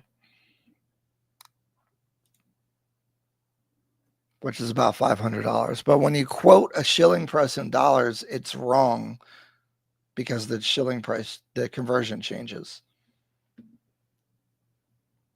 But that's why I like the long term, because if I rented it on Airbnb, the day rate would equal like $1,000 to $1,200 per month if you did a daily rate. So, you know, let's just take 1,100 divided by 30 days. It'd be about $36 a night, which is what I pay. Generally, I'm paying around, I was paying $250 a week for my Airbnb in Kilimani, and I've stayed at probably 5 different ones, and that's about what I end up paying. Westlands is a little bit more, but you pay more for the property. That's why I like the Diplomat, that project done by Wonder Properties, because they have a studio that on a return on investment, the studio is only 5 million shillings, which I've never seen that low price in Westlands. It is a small, crappy studio. Well, crappy in size, right? And layout a little bit, but I think it performs better on a straight ROI perspective. So if I gave you 6K, you'd rent it to me for the year. Yeah. Yeah, I would. Why not? That's the cool thing. If it was in the US, I wouldn't let you pay for a year straight.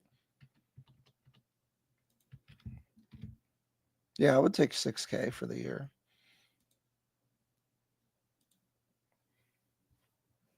Why not? See, that's the benefit of owning the property outright, because I don't have to make payments on it. So, you know, that's within the range of what that property should make. So I can guarantee I could get 6K today and then not have to worry about the property for a year. That's cool. And see, this is what I mean. That, like, yeah, 6K isn't a whole bunch of income, but also the maintenance there is not crazy. How much are utilities? See, I love how Kenyon does things, because you pay the utilities, they're prepaid. So you get like a card and you scan the water meter. You put money on the card, you scan the water meter, and then the credits go onto the water meter. Same thing basically with your electric. I have no idea what it costs. It depends on your usage, but remind that they usually don't use AC out there. So you're not using that much power. I have no idea what the rate is though. Probably not a lot. I probably need a better answer to that one, but I don't. Because when I stay at the Airbnb, they pay for the credits, but I don't know. I don't think he's going to spend more than $100, $200 a month on utilities. Probably less. Because again, what are you using in a 1-bedroom?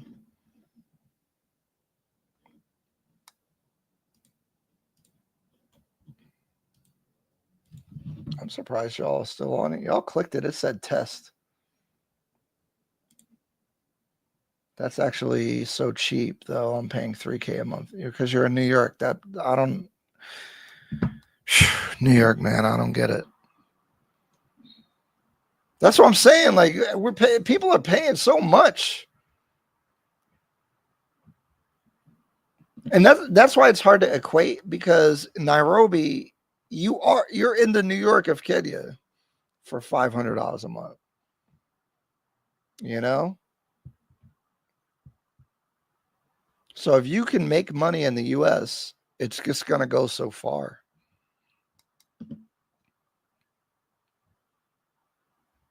And this concept applies to a lot of other places, you know, I'm not just saying Kenya, but a lot of places have these affordability dynamics that you can,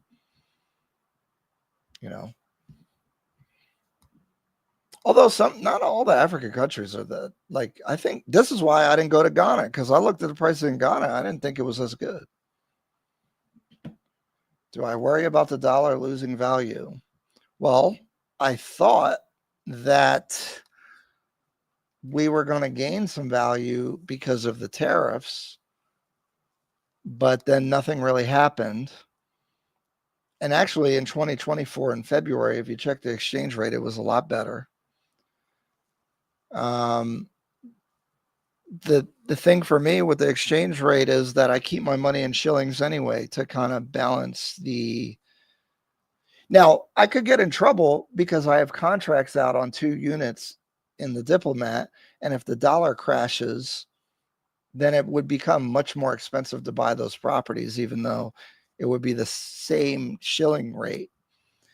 But when I make money in Kenya, I'm leaving the money there because I have more things I want to do there. So I don't want to repatriate the money to the US anyway. Very interested to see a video with lawyer, CPA. I pay 550 euros for my mortgage with a 11% interest rate.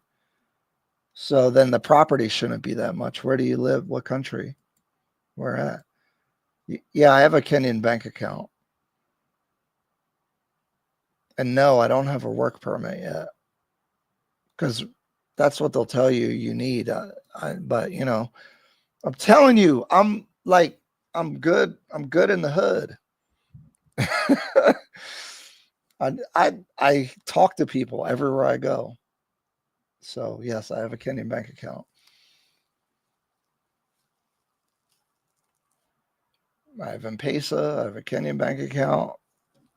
I'm going to get my international driver's license. I'm going to get a car. Oh, 1% interest. Sorry, my screen's small here. How do you have 1% interest? That's crazy. That's nice. But y'all got communism over there. I don't know about that. We like freedom over here in America, you know? How are you a Gen Z Thomas Sowell and you're over in Europe? I'm confused. I'm confused by this.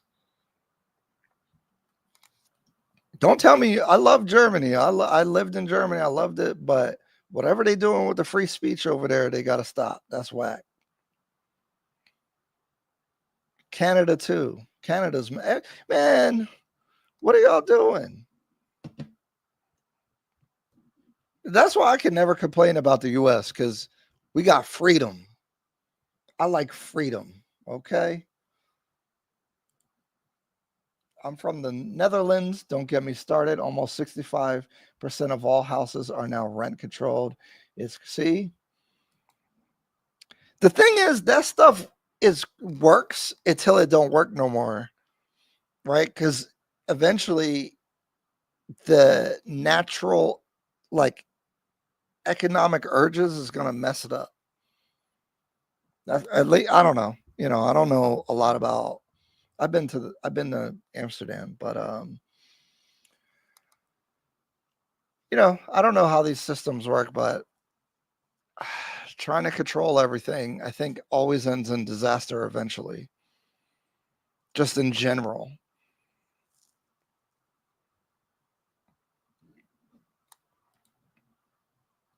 We do now. I feel like we was losing it for all of us. Thank God Trump won.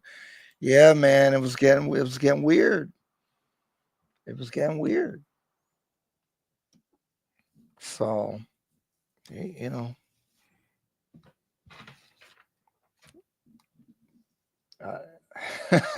I'm scared to get into the politics, but I'm with you. Oh boy, get messages. Yeah. Well, I don't know what the other side is doing, man. They doing weird stuff. They are doing weird stuff.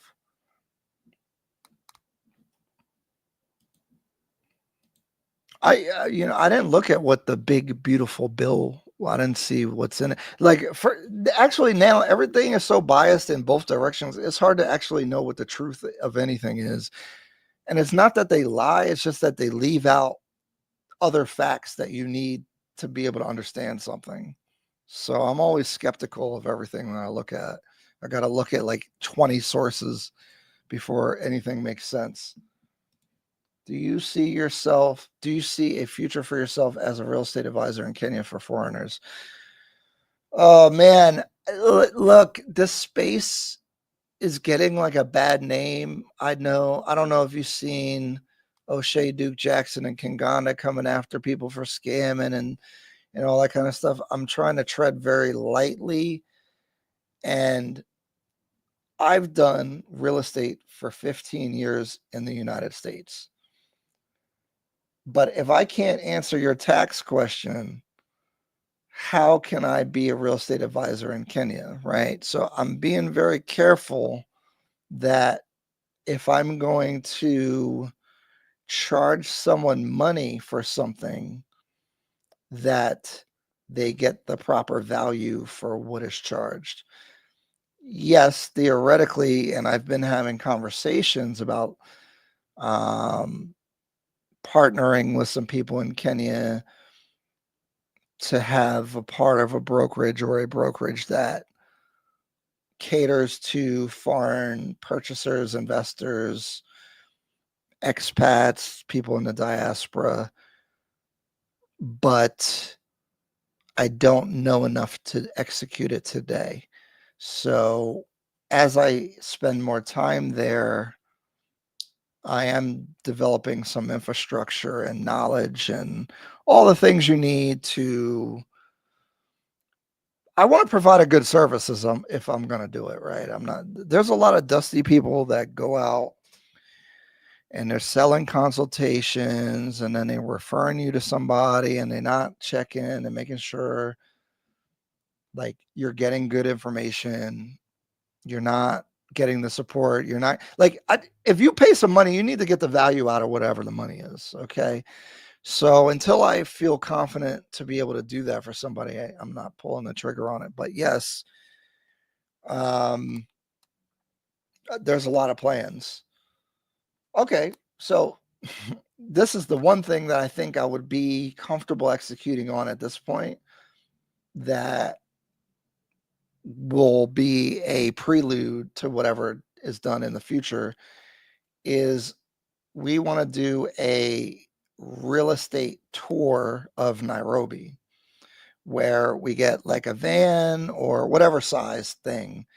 And we're going to familiarize everyone with the different sections. So we'll go to Kilimani. We'll look at one or two developments in Kilimani, get you acclimated to some of the things that are in the area, the main roads. There's a main road there that always has mad traffic. That is everything. It's Arguings Kodak. So like just basically so you kind of know what's going on, what the vibe in that area is. Then we'll go to Kileleshwa and do the same thing. And then Lavington. And we'll have a real estate neighborhood expert that'll be able to kind of give you the tour, but also answer your questions while you're going through the neighborhoods. At the same time, see what type of developments are available. Then we'll go to Westlands and do the same thing. And then it may end in a lunch or a dinner. And what we got to have is we have to have a real estate professional there. We need an attorney and we need an accounting person. And you have a lunch or dinner with the tour people plus those people where you have them to be able to ask your questions. That is the format of what I'm looking at partnering to offer for people, because I want to provide a service that I was doing for myself, that Dennis was. Like Dennis would take me around. Dennis is a real estate agent I work with. We'd go through the area. He'd show me the properties. He'd explain, here's that stuff. I'm looking on a map. I'm figuring out, oh, here's the commute time from here. Oh, a lot of people work at this place. These are things that you need to know to invest in real estate. So this would acclimate you to knowing what's going on in Nairobi. Is there any type of business that would do well in Kenya, like type of food bar? We need some American businesses over there.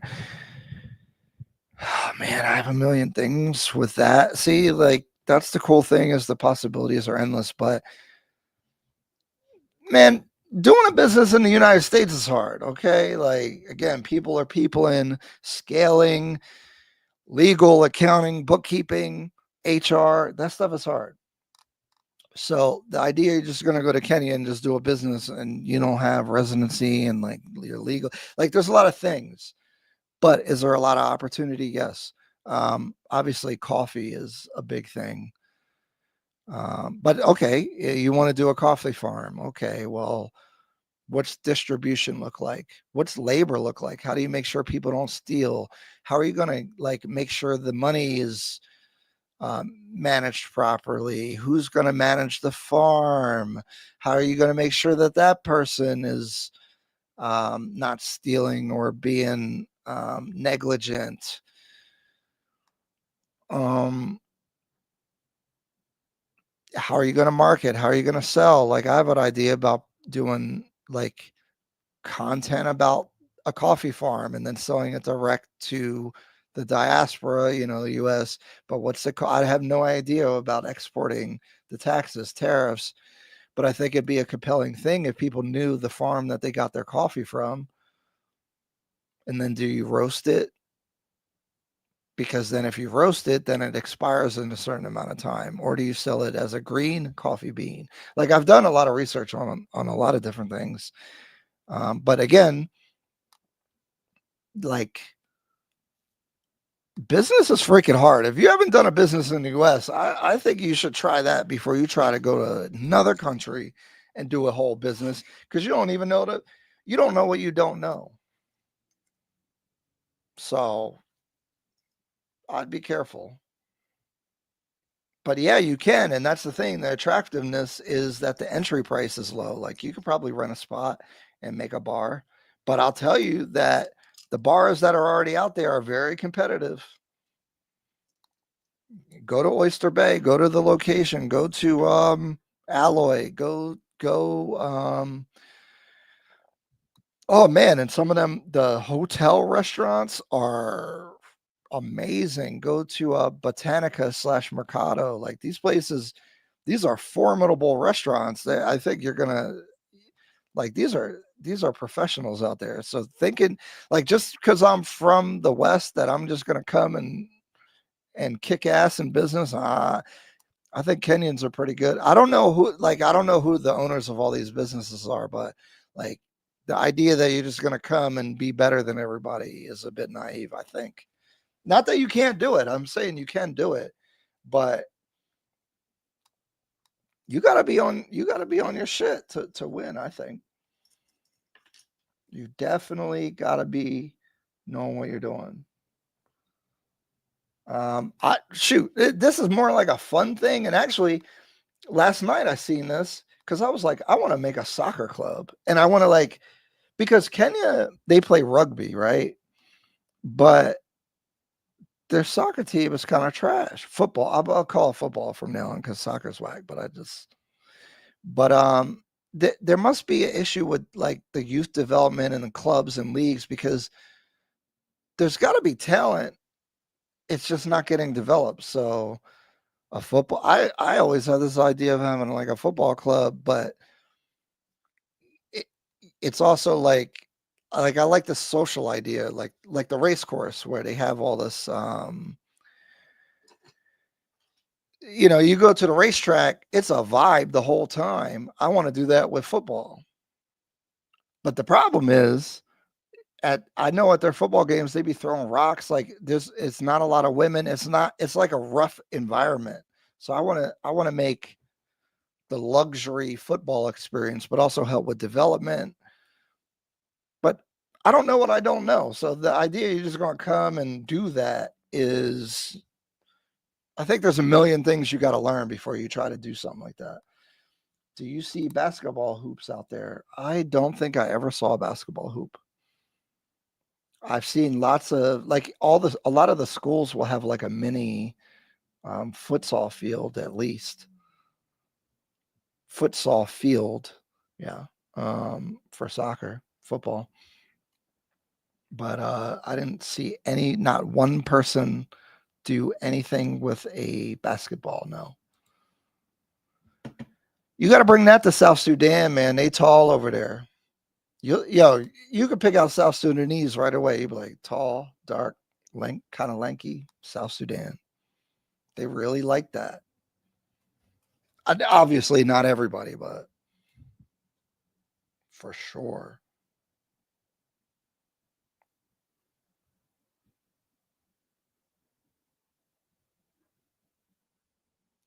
Dang.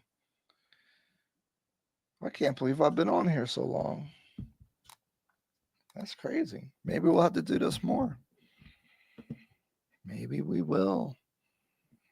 But see, like, I wasn't planning on this, but now maybe I should leave this up. But now I'll have to title the video something. Plus, half the time I wasn't talking about nothing, and I don't feel like editing.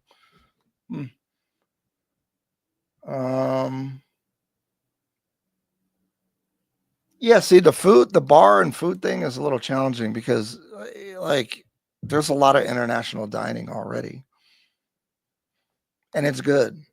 It's probably my favorite thing. Is like you could go to some real nice restaurants. That's how I gain all that weight. Eating good.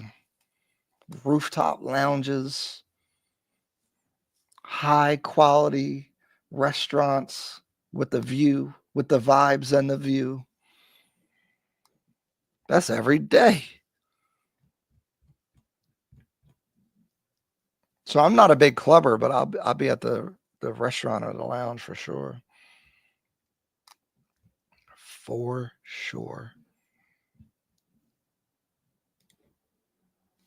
Yeah, that's got to be something we can get into, paintball, airsoft. Okay, but here's the other thing is that there's talk about rich and poor. Kenya probably has a better middle class than most other African countries, I'm assuming. But a lot of people don't have money, right? That's why I say, like, you could live in Kenya for very cheap because boda drivers probably only making, like, the average salary in Nairobi is like 40,000 or 30,000 shillings. That's $500 US. So can you have a paintball facility? Because I played paintball back in the day and I have like a mad paintball gun still today. Can you maintain the equipment and have rentals? And like the field won't cost nothing, but you're going to pay exponentially more for the equipment. And then you can't charge that much because people don't have that much money. But I think it would be a hit. Yeah, I think people would definitely go. But your pricing dynamics, either you price it like, I don't want to say Western prices, but like comparable to some degree. But then do you have enough people that want to do it? I don't know. But that's an interesting idea. Also, land in Nairobi is very expensive, so you'd have to put it kind of far out if you want to be affordable. Have I been to Mombasa? Yes. I've been to Mombasa. It's funny. I saw some apartments for sale in Mombasa, 2.5 million. That's less than $20,000, I think. Even cheaper, way less things to do, better food, hot as hell. The place I stayed at, I didn't like the Airbnb. Definitely need air conditioning. 3-4 days, I'm good on Mombasa, to be honest. Business opportunity there, yeah. I think if you had the right marketing, and you need a good amount of money, but you could make a really nice resort. I know a lot of people go to Zanzibar, but like a Western style, all inclusive type resort, Mombasa, Watamu, Diani, or well, they have clubs in Mombasa, but I don't know. I think about that when I think about Mombasa.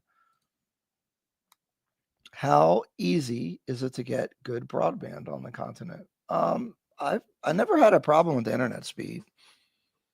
I always thought it was good. And like the property I purchased, there was 3 different speeds that you could buy, and I think the fastest one was close to what we get here, or I don't know. It's never been a factor. Have you been to Kigali? That's Rwanda. Real estate is blowing up, Earn Your Leisure is out here now. Yeah, I have not been. I see the prices there, and they're not cheaper than Kenya, but there's more to do in Nairobi than there is in Kigali. So why is it priced higher? I don't understand. Also, you got to think about they've had the same president for like 40 years, like Uganda. There's weird stuff going on with them and DRC. And so I don't know. These are my thoughts there, though. Is there truth to Chinese infrastructure not being the best? They're building a lot of that right now. We'll have to see, because like they built the expressway 2 years ago that goes from the airport to Westlands. It's weird. A U.S. company got the contract to build the highway to Mombasa that they're going to make for a toll. It's really a shame to see that they don't hire Kenyan companies to do these projects, like government projects, right? And because now so like if you think about it, if they're going to make a toll road, and they're building the toll road for free, some of that money that you're paying in tolls ends up getting to the company that's doing the development, that's going back to the US versus a Kenyan developer. So that's very unfortunate. And I don't know that these are, these are just thoughts that I have, and I haven't been formulated into what maybe we can do, because I'm an American too, but I intend to keep my money in Kenya that I make in Kenya. But I don't know if the development's bad. Also, you got to be like, okay, with the real estate developments, I wouldn't because I see people comments on YouTube where they're like, don't buy Chinese, buy Somali developments. And I'm like, I wouldn't just categorize them based off of their nation of origin. I'd probably look, because they are different companies. So I'd probably purchase based off of the company than just saying they're Chinese or whatever. Have I heard about bad Chinese concrete and cement? Yes. Have I heard about, issues with, I bought stuff from China before and it falls apart. But if you know DJI, that's a Chinese company, and their technology is cutting edge on the drones and even the pocket camera. Oh, I don't have it here right now. So they can do a good job. So just because it's Chinese don't mean it's bad. Look at South Africa. It's beautiful. It seems they have the best infrastructure. Yeah, because I mean, if you look at the history of South Africa, it's because of their connection to Britain and the Netherlands. They don't get the bad trade deals and all that stuff that everybody else was getting. So South Africa don't count, to be honest. Like, to me, South Africa don't count. And you see now they're having issues because they're having to deal with the hangover of apartheid. Because basically, they're like the U.S., but their civil rights movement happened in the 80s instead of 60s. But the black people there are the population majority, but not the wealth majority. So that's a different dynamic that they deal with that we don't have here in the US. But if you know, Zimbabwe took the land back. And that's when, I don't know if you remember, they had hyperinflation where they had like 1 million of their currency was like a penny in the US. So, because if you look throughout history, like during the Soviet Union, the Ukraine, the farmers in the Ukraine, they took the land from the farmers, and then they had a famine because the people didn't know how to maintain or couldn't maintain the farms that these rich Ukrainian farmers had. So I think that's the same issue that Zimbabwe has now, and that may happen in South Africa that could derail all of their infrastructure, is that you're trying to return the land, you know, because they did steal it in some point, you know, but then if you just give it to somebody else who is not a good steward of the land, well, now you got no food, you know? So whether you agree with it morally, which, yeah, I in concept, I agree with them taking the land back. But how do you do that? I don't know. And you know, and that's not to say that all the white people in South Africa are bad, but they're crying that, oh, this is unfair. Well, I mean, this is the same crying that was happening when you took the land in the first place from the people that you took it from, no? So what's the difference? I don't know. But how do you not destroy your whole country when your systems are created in such a way? I think South Africa, this is why I'm excited about Kenya, because Nigeria's having inflation problems and issues, and South Africa, they will, I don't think they can advance until they sort the land and apartheid reconciliation issue. So Kenya is, as long as, but Kenya's having issues right now politically as well. So we're just gonna, I don't know. We'll have to see. We'll have to see. But Kenya is positioned well to become the leader in sub-Saharan Africa, because I know Egypt and Morocco are doing, you know, good if you include the whole continent. Yeah, Kenya is great, growing population, real GDP growth that is high. Only significant risk that I see, the debt and currency collapse. Yeah, man, like I keep seeing the president announce these different projects, and I'm like, well, the debt, but you know that Kenya has less debt per GDP than the US by double. So, but US debt is different because we have the reserve currency. But I don't know if it's overblown. If you're developing, are you getting a return? I get worried about them selling the country out, right? Because they almost sold the airport to some Indian company, Adani. So I think they need, I hope that they can retain the benefits of the development, and that even if you make a deal, even for these highways, yeah, you get the road, but is the wealth going to get extracted through the tolls more than the value is to have the road? You might as well not have the road then. So I get worried about that they're making good deals. And this is a problem in Africa, is like the people in power will make a deal that's good for them personally, but might not be good for long-term of the country.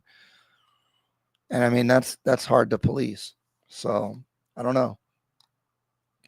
But I think that's the weird thing to talk about the debt, though. Last year, they came up with all these new taxes, and they had they had to withdraw them because of the protests, which shows that the democracy to some level is working in Kenya. Although there was violence, so that's not good. But yeah, it's if they can hold on politically, they are positioned well. But at the same time, these deals can't sell the country out. Like, how do you? Because okay, you need outside investment. How do you make it work for both parties? Is really what needs to happen. And so, if you make a bad deal, then it could really be damaging. So that's what I'm thinking. But also, if you have too much political instability, that development and growth that's coming from outside will go away real fast.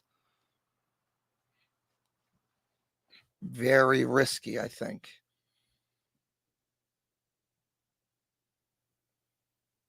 That's these are all things I think about when I'm because the biggest haters are Kenyan diasporans that have not been in Kenya in decades.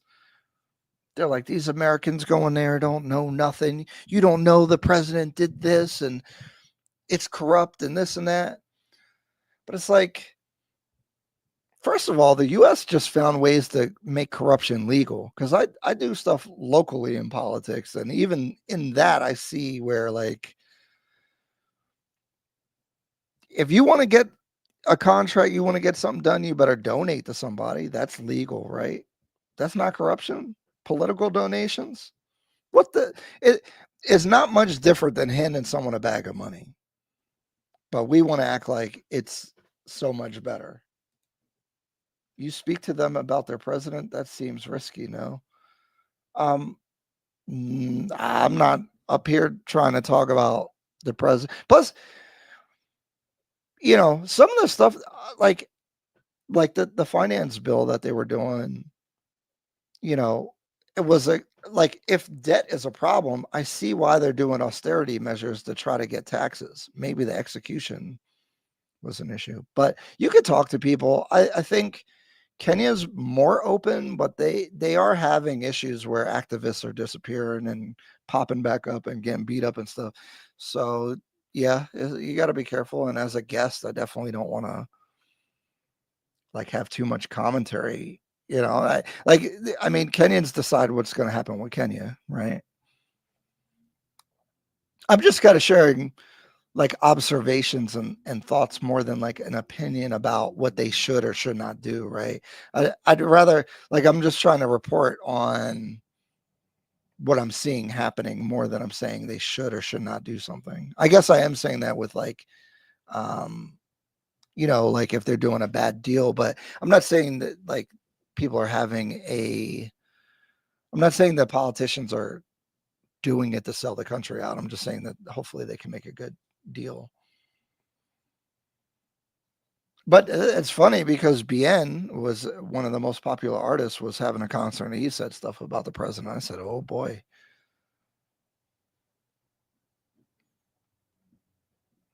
Risky. Very risky. Yeah, this is crazy.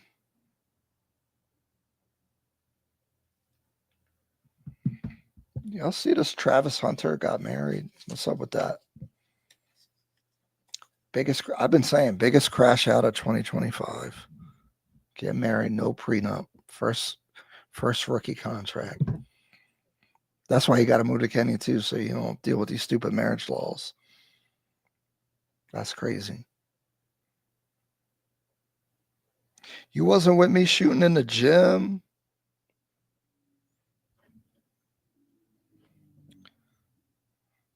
Yeah, I don't want to go too far on the Kenyan politics for sure.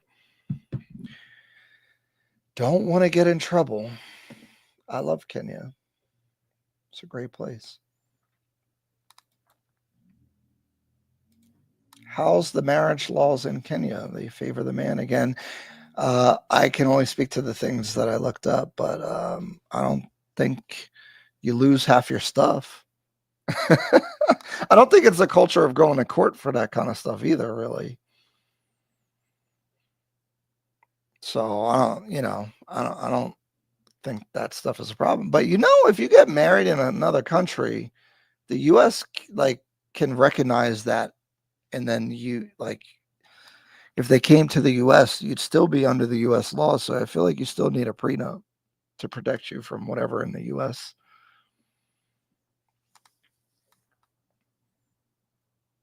Which is funny because I think people are having trouble, even if they're married, getting visas to the US from certain countries. I don't think it's that easy. Oh boy. How about the Kenyan females? They get mad when people say female instead of women. But anyway, yeah.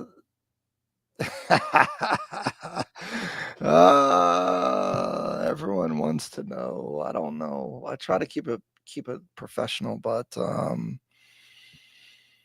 yeah, especially women in Nairobi, they will let you know that they like you. They may come up to you. That's cool. Like Nairobi's a perfect mix for this because culturally they're connected to what's going on in pop culture, but also there's a traditional aspect of the culture. So for an American, it's you're easy to relate. I'll say that. But yeah, they're great. They are great. I don't I'm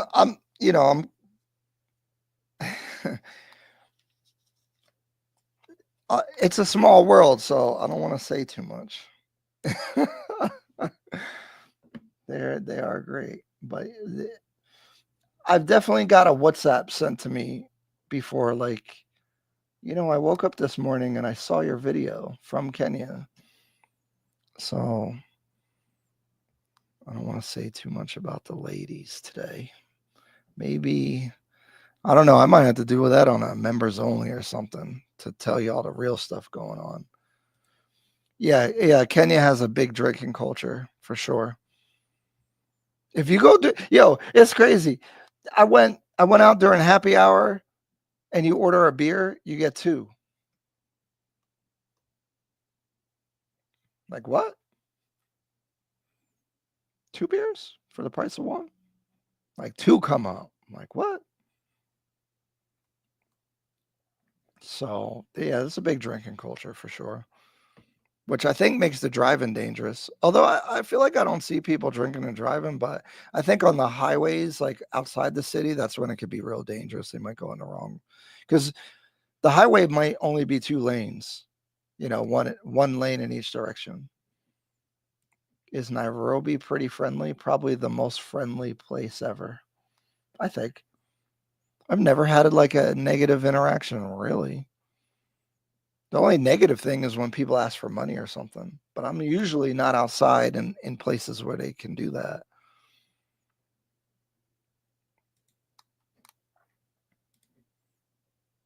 If I could bring anything to Kenya, it'd be legal weed. They got weed. I see people smoking weed out there. I don't do weed, so I don't really, partake, but y'all crazy, because I ain't trying to go to jail for 1,000,000 years, because that's the thing. The enforcement could be selective. Like if they pull up on you, you better have some money to give them. A lot. Because I think the penalty for because hookah is illegal, but every restaurant has hookah. Like if you look it up, Oyster Bay, which I go to all the time, a couple days after I left, they got raided. But then this year when I went, they still had hookah. It's not on the menu though. Yeah, you should be scared. Don't do that. That's how you end up in jail for 1,000,000 years. You're gonna be on some Brittany Griner asking Trump for help. Oh, but Kelly, you're locked up.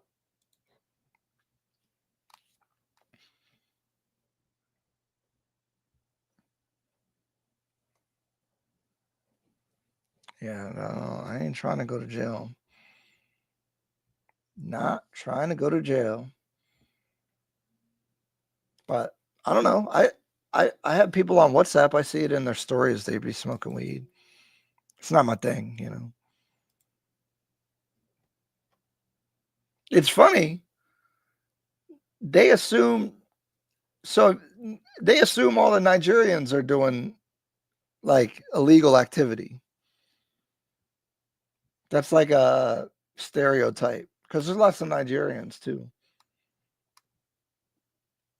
They're probably doing something illegal. Like what?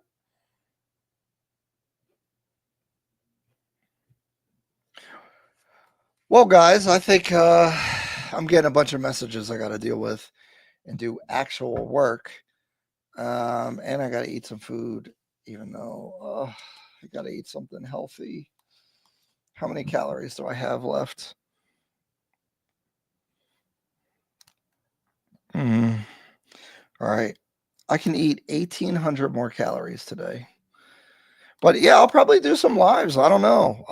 Should I have a theme? Should I just pop up? I don't know. No idea. Appreciate you, Chris, hanging out. Gen Z Thomas Soul from the Netherlands. Thank you for participating. And whoever these other people are hanging out. I was just testing my technology in here, the audio, video.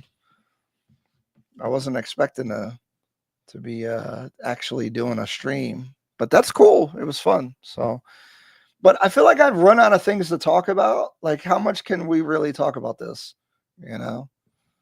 But I don't know. Maybe it's a thing. So I'll see you guys later. Appreciate y'all. How do I get out of here?